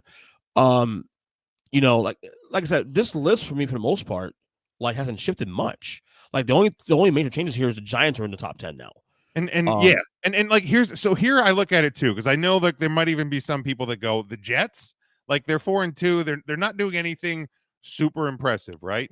Like similar to the Giants, dude. Like that's been my argument with you and the Giants, and I've had fun obviously with the whole Daboll as coach of the year. I had my rant last week. You know, and the Jets, like they only beat the Browns by 1. They've only beat the Steelers by 4. They smoked Miami, but that's without Tua. Right. You know, and Teddy, really. You know, and with it, and they went into Green Bay. Now Green Bay not as good, obviously. They're not in our top 10s. But they went into Lambeau and won 27-10. Like this is the first time under Matt LaFleur that the Packers have lost 2 games in a row. Yeah. So like the way I'm looking at this, and like, man, I tried so hard, EJ. I tried so hard not to put the Giants in this top 10. You try hard enough. You try hard enough because I put them at 10, you put them at 9. But like I'm sitting here going, and you start to play like again when I'm looking at it, and I'm starting to play that game, and we've discussed it here. Kyle said it earlier when we were talking about the Bucks. If not them, who? Okay.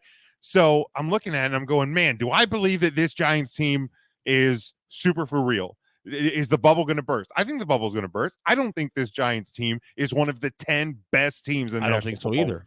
However, they've lost 1 game, and that's to the Dallas Cowboys. Okay. Like, no matter what they are, they're finding ways to win. So when I'm building this ranking, I can't not put them in, and I can't like they beat the Packers, right? Right. So you were saying how like you know how we do your rankings is that and the now all that.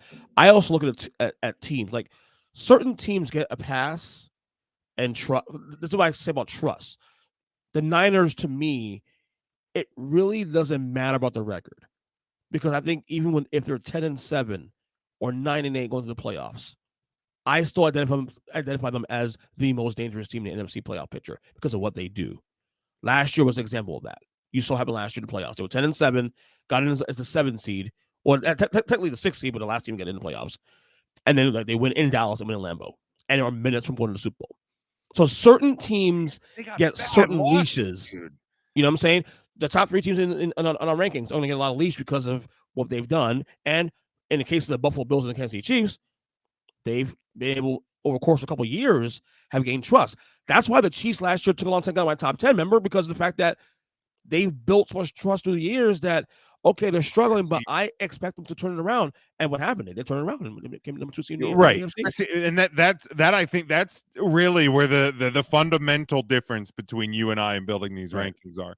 Because no matter how much I trust the Chiefs, like last year, we go back to last year and we had fun with, and that's really what spawned this segment. Yeah, on the show was your undying commitment to Patrick Mahomes, and the Chiefs. Because for me, again, it's what have I seen so far? Like I weigh that it was super heavy, and like I look at the Niners, man. Like they lost to the Falcons, they lost to, and I'm not even counting that Bears loss. That they were but I find out that the Niners game they were banged the hell up. Actually, I saw that in reports. Like okay, brutal. So I'm looking the rest of the way, and now if the Niners can get through the rest of their schedule, like I'll buy them as a top 10 team, okay? Because they have Kansas City, the Rams, the Chargers, the Dolphins, the Bucks, who theoretically should be healthier by then, clicking a little better by then.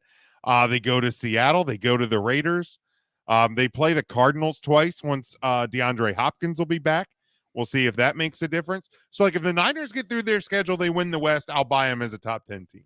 I'm not buying them as a top 10. This is made harder now, too, when you have the Rams struggling, the Packers struggling. Who else am I missing? The Packers, the Rams, the Bucs struggling now. Dude, there's so much, and that's what really makes this harder. And Mike, I'll get to your question to EJ in a second. But like, what makes this week to week so hard is because there are three great. There's the Vikings, and I'll even throw the Ravens. So the Ravens still there. Ravens still there. Top five are locked in at this in their spots. But like, and we've said it before. But like 6 through, I don't know, 14, 15, I think you can make a case. So if you want to like try to make a case that the Bucs, even at 3-3, should maybe be above the Giants or should be above, and I almost did. Like I can't necessarily argue with it. You know, if you want to make a case that the Rams still right now are higher than the Niners, right? I can't argue that. You know, because that's where we are. Like when you have, because when we talked about your bottom 5 and my bottom 5, I think there's a bottom 7, and then there's, you know, what would that be? Like 25 through 32 through the no, but like so 26, so 20, so like 26 through 32 are locked in as your bottom 7, right? But guaranteed. Those are your worst teams.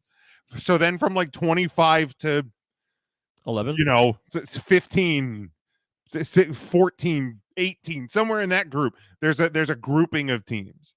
And then from 17 through 6 is like a grouping of another team, because nobody has separated themselves in the middle of the National Football League this year. Nobody. No. Like other than the top 3. Right, the top 3. And then the Vikings and the Ravens are in their own class. So, like, if you're talking about, like, letter grades, your A teams, Bills, Eagles, Chiefs. Your B teams right now, Vikings, Ravens.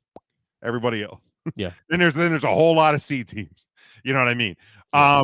So Mike here says he trusts the Rams offense more than Jimmy G. I would tend to agree. Okay, that's me.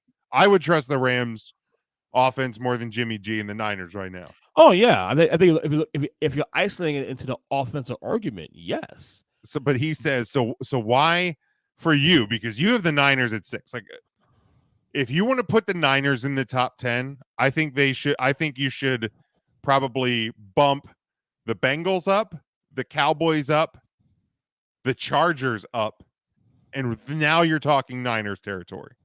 For me, like, if you want to make the case for the Niners, I might buy it at 9, maybe 10. Right. I'm not buying them at 6 personally. So Mike says, why do they get that much trust? He says they can't close. I mean, maybe I'm still on that whole thing last year. You know, again, a team that started slow. They started the same way. I think, if not mistaken, at this point last year, they were worse than they were at this point last year. And yet they were literally 5 minutes from going to the fucking Super Bowl against the Bengals. You know, that's the thing. I think certain teams, you can't get too attached to win-loss records. Sometimes they look at it as is, okay, this team is kind of weird, but you know what they do travels well, and at some take it down. Take it down. Kyle came back at the perfect music. Oh yeah, I gotta hit the music again. You expect me to be excited after saying that?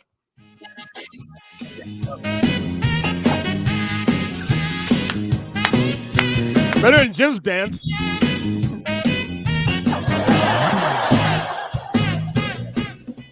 All right, bottom 5 first. All right, we'll look back at him for Kyle's sake. The bottom 5. Panthers at 32 is amazing. Thank you for finally getting the Bears right. I like your Red Tails where they are.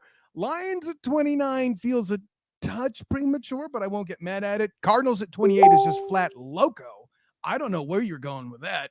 Can you tell me why the Broncos are still safe? They are closing in. So They are closing in because of Rusty. I'm gonna trust Rusty one more week, but I'm holding on with their life on that one. And how's trust been going for you lately, Chief? Well, the Chiefs doing okay.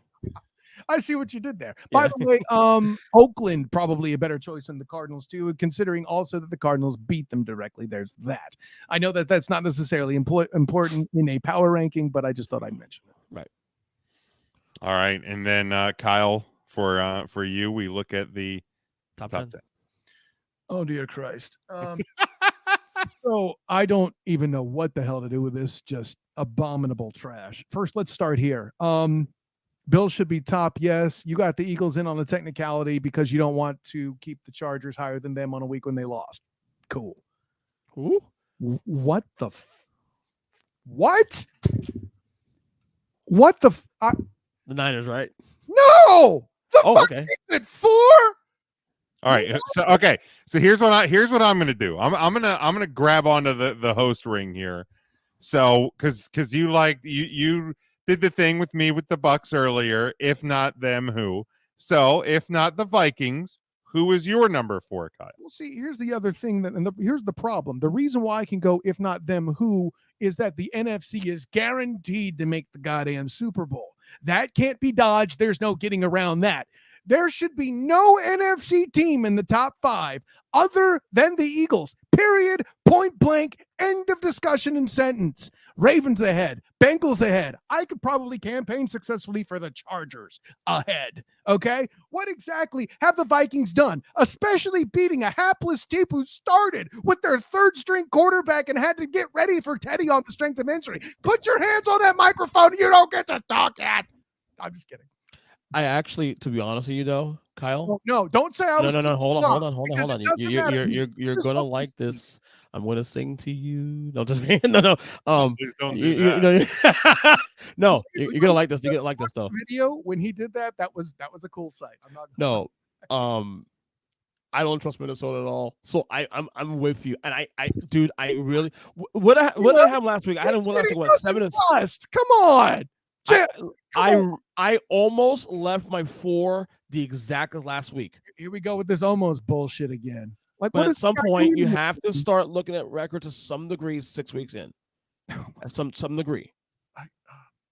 But here's the thing, Kyle. That's the thing. And I'll say this, and I approach because we were having this discussion, and I want you to listen back to the tape when you have a chance, because EJ and I, without question, approach power rankings very differently. Yes, you do it correctly, and he sucked. Well, he agrees my 5, though. I was gonna say, be careful what you say, because I have this exact top 5, and you're wrong too. Because here's the deal. When I'm looking at it, okay, when I'm building it, I'm weighing like 95% of this on what I have seen so far. Okay, 6 weeks in, the Vikings' only flaw on their schedule is a loss to the Eagles. Okay, have you watched this team play? I mean, they are 5-1, yes. So are the Giants. Who gives a shit? Okay, but like the Vikings also haven't scraped by against terrible teams. I feel like they're winning the games convincingly. Jim, as they can't control the schedule. Jim, you may like this. You may like this. I feel like Minnesota right now, as we go along this year, is this year's version of the Tennessee Titans. Oh, that's from last year. Actually a solid take, EJ Christian. I really like that. Like they're pretty good, but we know in the end we don't trust them because of the quarterback and all that. I will give you this. But I thought it was all about trust for you, EJ. What happened? I trust number 6. I actually despite I'm penalizing the Ravens for blowing the game against the New York Giants. I trust 5 more than 4. The Ravens above the Vikings this week because of that. I appreciate you being able to explain that in an articulate fashion. Do you have the Chargers as low as EJ? I have the Chargers at 8. Okay, so the answer is no, but cool.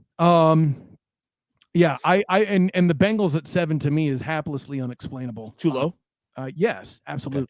Okay, They're fair enough. like if the bangings, how you doing? If the Bengals, if the Bengals and Vikings played today, Oh my. Oh yeah. and the game was at 4:00, to put it right in the middle, who you got? Do you really think the Vikings beat the Bengals today? I don't. I think it's going to be. Neutral, I don't think it's a lock for the Bengals. No, it's not a lock. Neutral field. If it's in Minnesota, I might take You, Minnesota. you would pick the Bengals. With that line though, I'm still kind of shaking the line. I like the roster. Their line still scares me though. And the Vikings line is good. You're under that impression. Better than Cincy's, I will say. I'll take the under in that game. Nice. Here's the reason why you don't know that. I'm going to use your own argument against you. The Okay, reason why that line isn't that good is that roster. Their receivers are absolutely incredible. Mhm. Dalvin Cook is the best running back in the NFL, in my opinion. Most versatile. That's not a bad take. That's not a bad take at all. Oh no, I've written and proven it correct before on the 3pointconversion.com. Bing! But Kirk Cousins over Joey Burr with lines that, regardless of what Pro Football Focus says, are, in my opinion, on about the same level. Because on average, the AFC North is playing tougher defenses, period, point blank, end of story. Mm-hmm. Okay. Twice you play against the Lions, notoriously garbage defense. The Bears are an old gray mule. I don't care what their nickname is, because that defense ain't what it used to be. And the Packers is the best that they've been in a while since the days of Atari Bigme and Super Bowls and all this other stuff and Woodson and blah, blah, blah.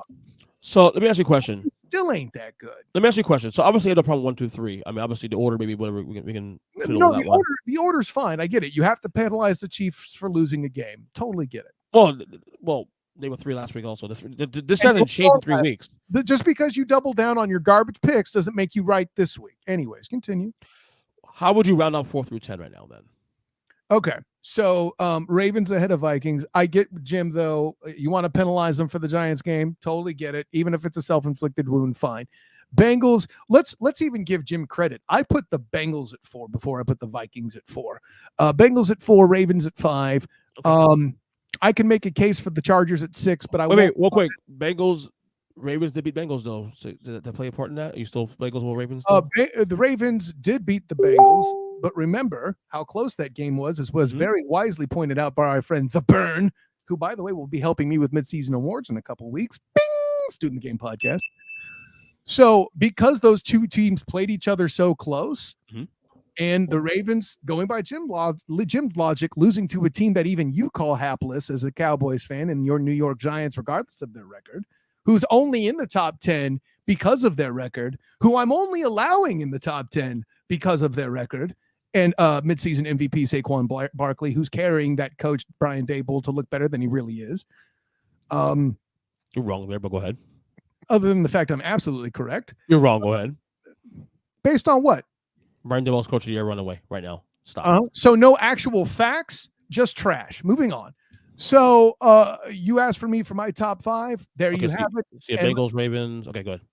Yeah, right. You got what you have. Bengals 4, Ravens 5. Okay. You agreed me on 5 then. Good. Oh, yeah. Ravens at 5 is cool. They should be ahead of the Vikings is what I'm beating, which is where I get to 6. I'll put the Vikings there, sure. Okay. Then the you know what? I'll give the Will I? Yeah, I'll give the Cowboys credit. Nah, yeah. You know what? I will, because their quarterback can actually complete games. So Vikings, Cowboys, it's at 6, 7. Yeah. Niners at 8 makes sense to me. Okay. I'll keep Chargers at 9. And then Giants at 10. I'll accept it, though I could probably make a case for another team. The Jets? No, I'm not ready for that yet. I'm really not ready for that. That's what Jim had also at 10. And here's the deal. And this is what I was telling EJ is when I'm building these, because I have the same top 5 he does. You're wrong. My 6, and you can get the Simpsons theme ready if you would like, but I have the Cowboys at 6. Oh, the Dallas Cowboys. Because even with Riptide Rush, they got within 3 of the Philadelphia Eagles, and they have McCarthy said today Dak's back. So to me, even after a loss, they're getting better. That's how I look at them. That's okay. So the reason why that's a homer take is because at one point in the game they were close when the Eagles took the foot off the gas and then ended up getting dominated on the scoreboard anyway in a single quarter. Like you can. They got dominated in the second, and the Cowboys came out in the third quarter and got within 3. Right. And the game finished a 9-point difference. Yeah, but you got beaten by 2 scores on the strength of fourth quarter play. I don't know. I see it, but I don't. And like I said, and granted, that is 3 Riptide Rush interceptions. Correct. That Dak maybe throws one of them. But if Dak's in the game, you're assuming they would be close and that McCarthy would coach the game properly. Well, better spot to win that game, I'll say. They probably still lose that game, but they're in a better spot with Dak. I don't know that I guarantee that either. Again, coaching can ruin games, right? Just like your dude, I was about to call him Stokely again, Staley in Los Angeles, or your dude Hackett in Denver, right? Coaches can do that. McCarthy isn't Hackett bad, but he's definitely Staley bad. Oh, look, Mike McCarthy and or Kellen Moore is part of the reason that second quarter got as silly as they did. They didn't challenge what was a terrible spot on a third down play, and they rushed into a fourth down play on their own 36, which gave the Eagles a short field. One thing that you shouldn't have done in that game is give the Eagles any more help than they already had. I'll say this. I'm not against putting it in the officials' hands like that, because with a challenge like that, Jim, they're notorious for blowing it. I get taking the calculated risk there. You're not wrong in terms of analytics and analysis of a football game. I'm with you. Trusting the refs is dangerous. If I have to tell you that, shoot.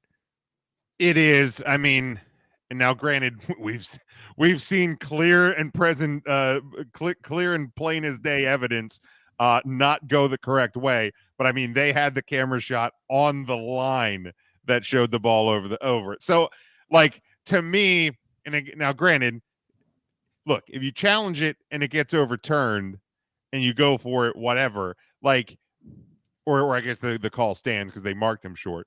Yeah, so you lose a timeout. Okay, whatever. I'd rather see them challenge and lose the challenge than not even challenge at all, because it would, like, again, I mean, that's not the reason the Cowboys lost the game. So I don't want to spend a ton of time on it. But yeah, I agree with you. Coaching decisions can make or break the game. And a lot of times with Mike McCarthy, it breaks the game. So, and by the way, this is Jim emphatically saying that he believes Robert Saleh is a better coach than your Brian Daboll, which may not be a bad take either. I can make an argument he has even less to work with than your Brian. That. I actually like the Jets roster better than the Giants roster. Really? I do. 100%. You started the year with Joe Flacco. Hello. Well, that's what the roster. I'm not talking about one guy. The entire roster. That matters, EJ Christian. Hello. Are we arguing Zach Wilson against Daniel Jones at this point now? Who's a better quarterback? No, I'm saying that. I'm not arguing anything. Look, okay, but so starting the year with Joe Flacco, it's not like they went, okay, we have Zach Wilson and we have Joe Flacco. We're picking Joe Flacco. I'm not saying that at all. Right, but that's kind of my point. They were still competitive, being forced to start. Got it. Okay, got it. Yeah, I misinterpreted what you were saying there. And look at how they damn near beat the Ravens, team we have at 5 right now. They were close in another game. And that's my point. So, like, for me, when I'm looking at it, I'm looking at, so do I think the Giants and the Jets, who are both in my top 10, are among the 10 best teams in football? No. But sitting here today, they're winning games, Kyle. Here are your options. Titans. You put Titans in top 10? Hold on. No. Exactly. I'm confused. Like, if they're not the top 10 teams in football, then why are they in the top 10 of your power rankings? Maybe I don't know. The Niners, you know why? Because as right now, they're winning more. Like, they're winning more than the Niners are. For the same reason why number 6 in there. I think the Niners at 3-3 are still on the 10 best teams in football right now. Sorry. You can apologize all you want, that don't make you correct. You have to score the football to be good. I mean, you only have to score more than your opponent. I mean, here are your options here. And they can't. Here are your options here. You can put back the Bucks. The Titans? Nope. The Packers? Nope. Or the Rams? Those are your options there for top 10. Nope. You've done all that without putting the Titans in. So like, no, my oh God was having both the Giants and Jets in. Bro, no, Jim, come on.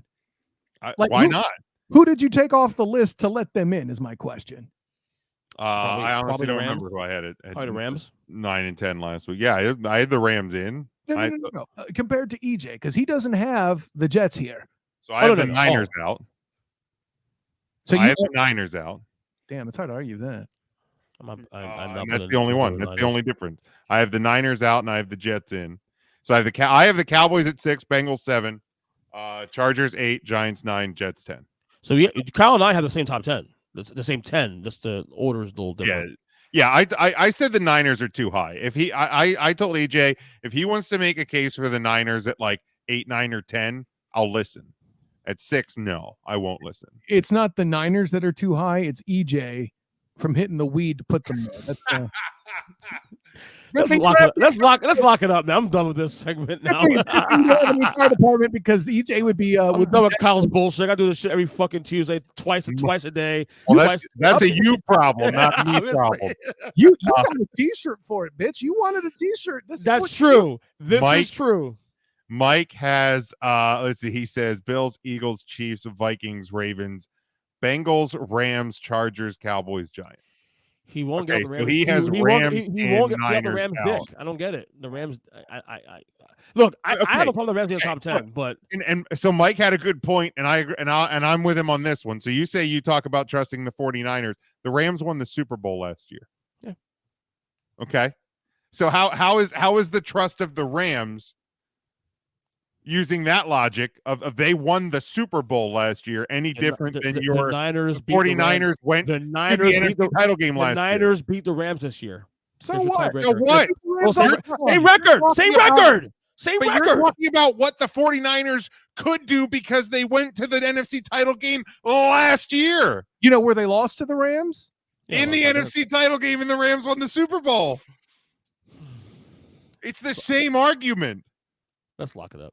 Right? No, capitulation if I ever heard it. You beat me, Jim. The basketball. No, it is what it is. I might look. But it's the logic is the same. If you want to make the case for the Niners, the case for the Rams based on trust is the same.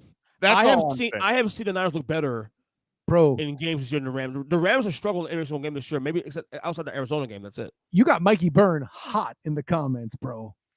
He can get over it. It's okay. Oh no, he can get over it. Look, I'll do his ass tomorrow night. I will let you two deal with that on the Earnestly Speaking podcast on Thursday. If you didn't plug it like a bad Thanksgiving, I would have, Jim. Well done. And you can deal with that, Mike. I will let you and Ernest deal with each other. I have to deal with his ass on Thursday. I have to deal with him tomorrow and Thursday. Well. Shoot, I mean, like, should I host that show so I can be the ref? Again, that's a you problem, EJ. We'll do the watch long anyway. That is not a me problem. But let's go to this. Oh, come on. Lock it up. Wrong one. You better lock it up. You better lock it up. No, you lock it up. Lock it up. Lock it up.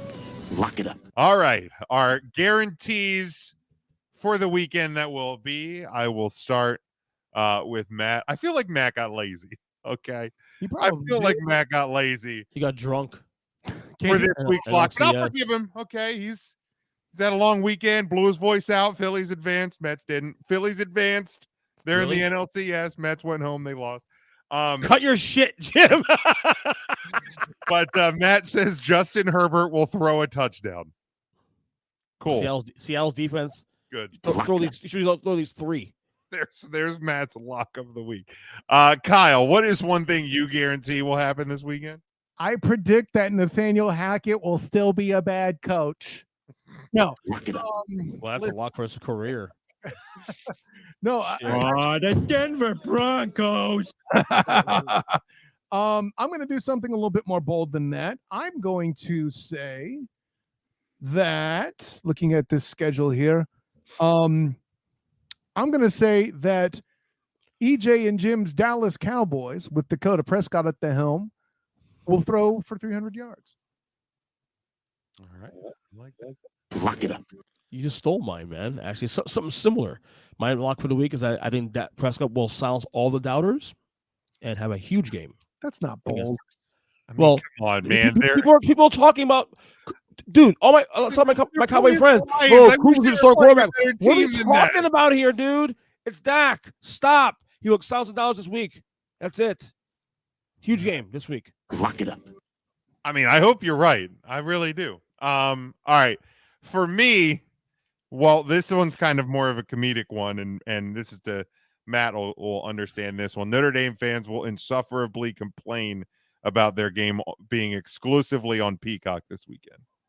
Bruh, like, why don't you just, lock up that they're going to breathe oxygen while they do it? Like, no, but my real one is the downward spiral of the Green Bay Packers will continue with a loss. Whoa. To well, actually, it's not even Carson Wentz. It's Heineke and the football. I mean the the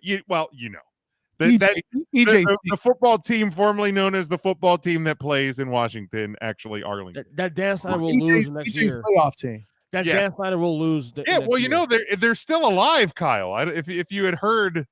You heard EJ, they're still alive. Hey, so were the Jags, baby.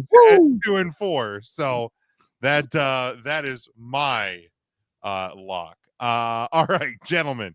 We've gone on a journey once again this week. So EJ, plug away. Where can they catch up with everything you're doing?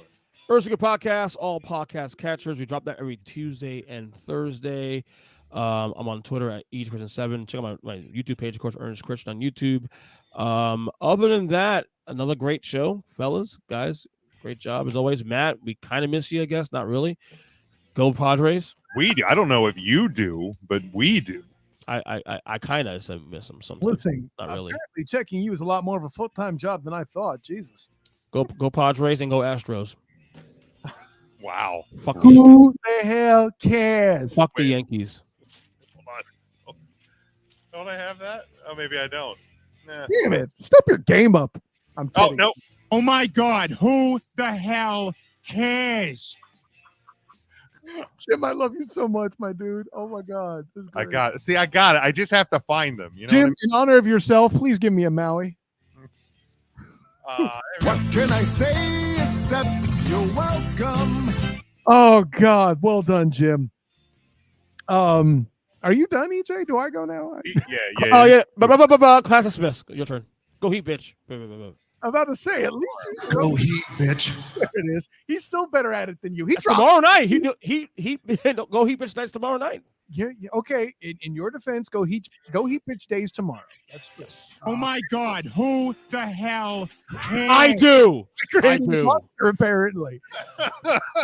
Jesus. By the way, let's keep it all full circle. We transitioned from go Heat bitch to what can I say except you're welcome. It's meta as hell up in this bitch. Yeah. Of course, I am Kyle Nash, the student of the game. You can find me on Twitter at the SOTG. Find me on Instagram as the same, the SOTG. Check out my Facebook as the student of the game. And check out my work covering the Jacksonville Jaguars, who will be hosting the New York Giants this weekend in TIAA Bank Stadium. And I will be there to cover it with the three-point conversion in A7BN Sports with the Captain and Company morning show and oldschool101.com. My friend Captain Chris Hill. And of course, I'll be covering UCF battling ECU, on pace to be the first Florida team to become bowl eligible for the second consecutive year. Yeah, how about those Knowles there, EJ Christian? I guess the security van can't catch any perpetrator in the backfield. Anyways, well, they did used to be known as the criminals. Anyways, I need to be careful with that. So, listen, I don't need to show how many times you've gotten the top 10 right this year.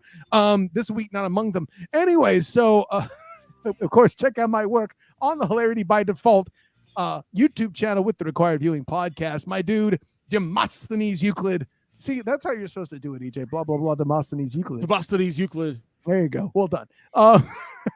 And listen, as much trash as I talk on EJ, excellent take that the Vikings are this year's Titans. I'm signing off on that all goddamn day. I just don't take them seriously, but chances are they're going to go a lot farther than we think. But they're still not number 4. What the hell? Anyway, till next time, everyone, honor, joy, and privilege. Class dismissed. All right. You can always follow me at Big Jim Sports. Make sure you're following the show at Huddle Up Podcast on Facebook and Twitter. Again, the challenge I laid out to you this week, if you listen to the show, is share it and with one person that you think will enjoy the show as well, and encourage them to do the same. We appreciate that. You can subscribe to the show on all podcast platforms, Apple Podcasts, Spotify, Amazon Music, everywhere else. If you do subscribe on Apple Podcasts and Spotify, please give us a rating and review. Would certainly appreciate that. That'll help the show grow as well. Subscribe to our YouTube channel. Everything you need to know is on the link tree in our social media pages. You can also get our merchandise over at tpublic.com. Until next week, when we get back and we do it the same way each and every week through football season, we hope you stay safe, stay smart, and as always, go for the win.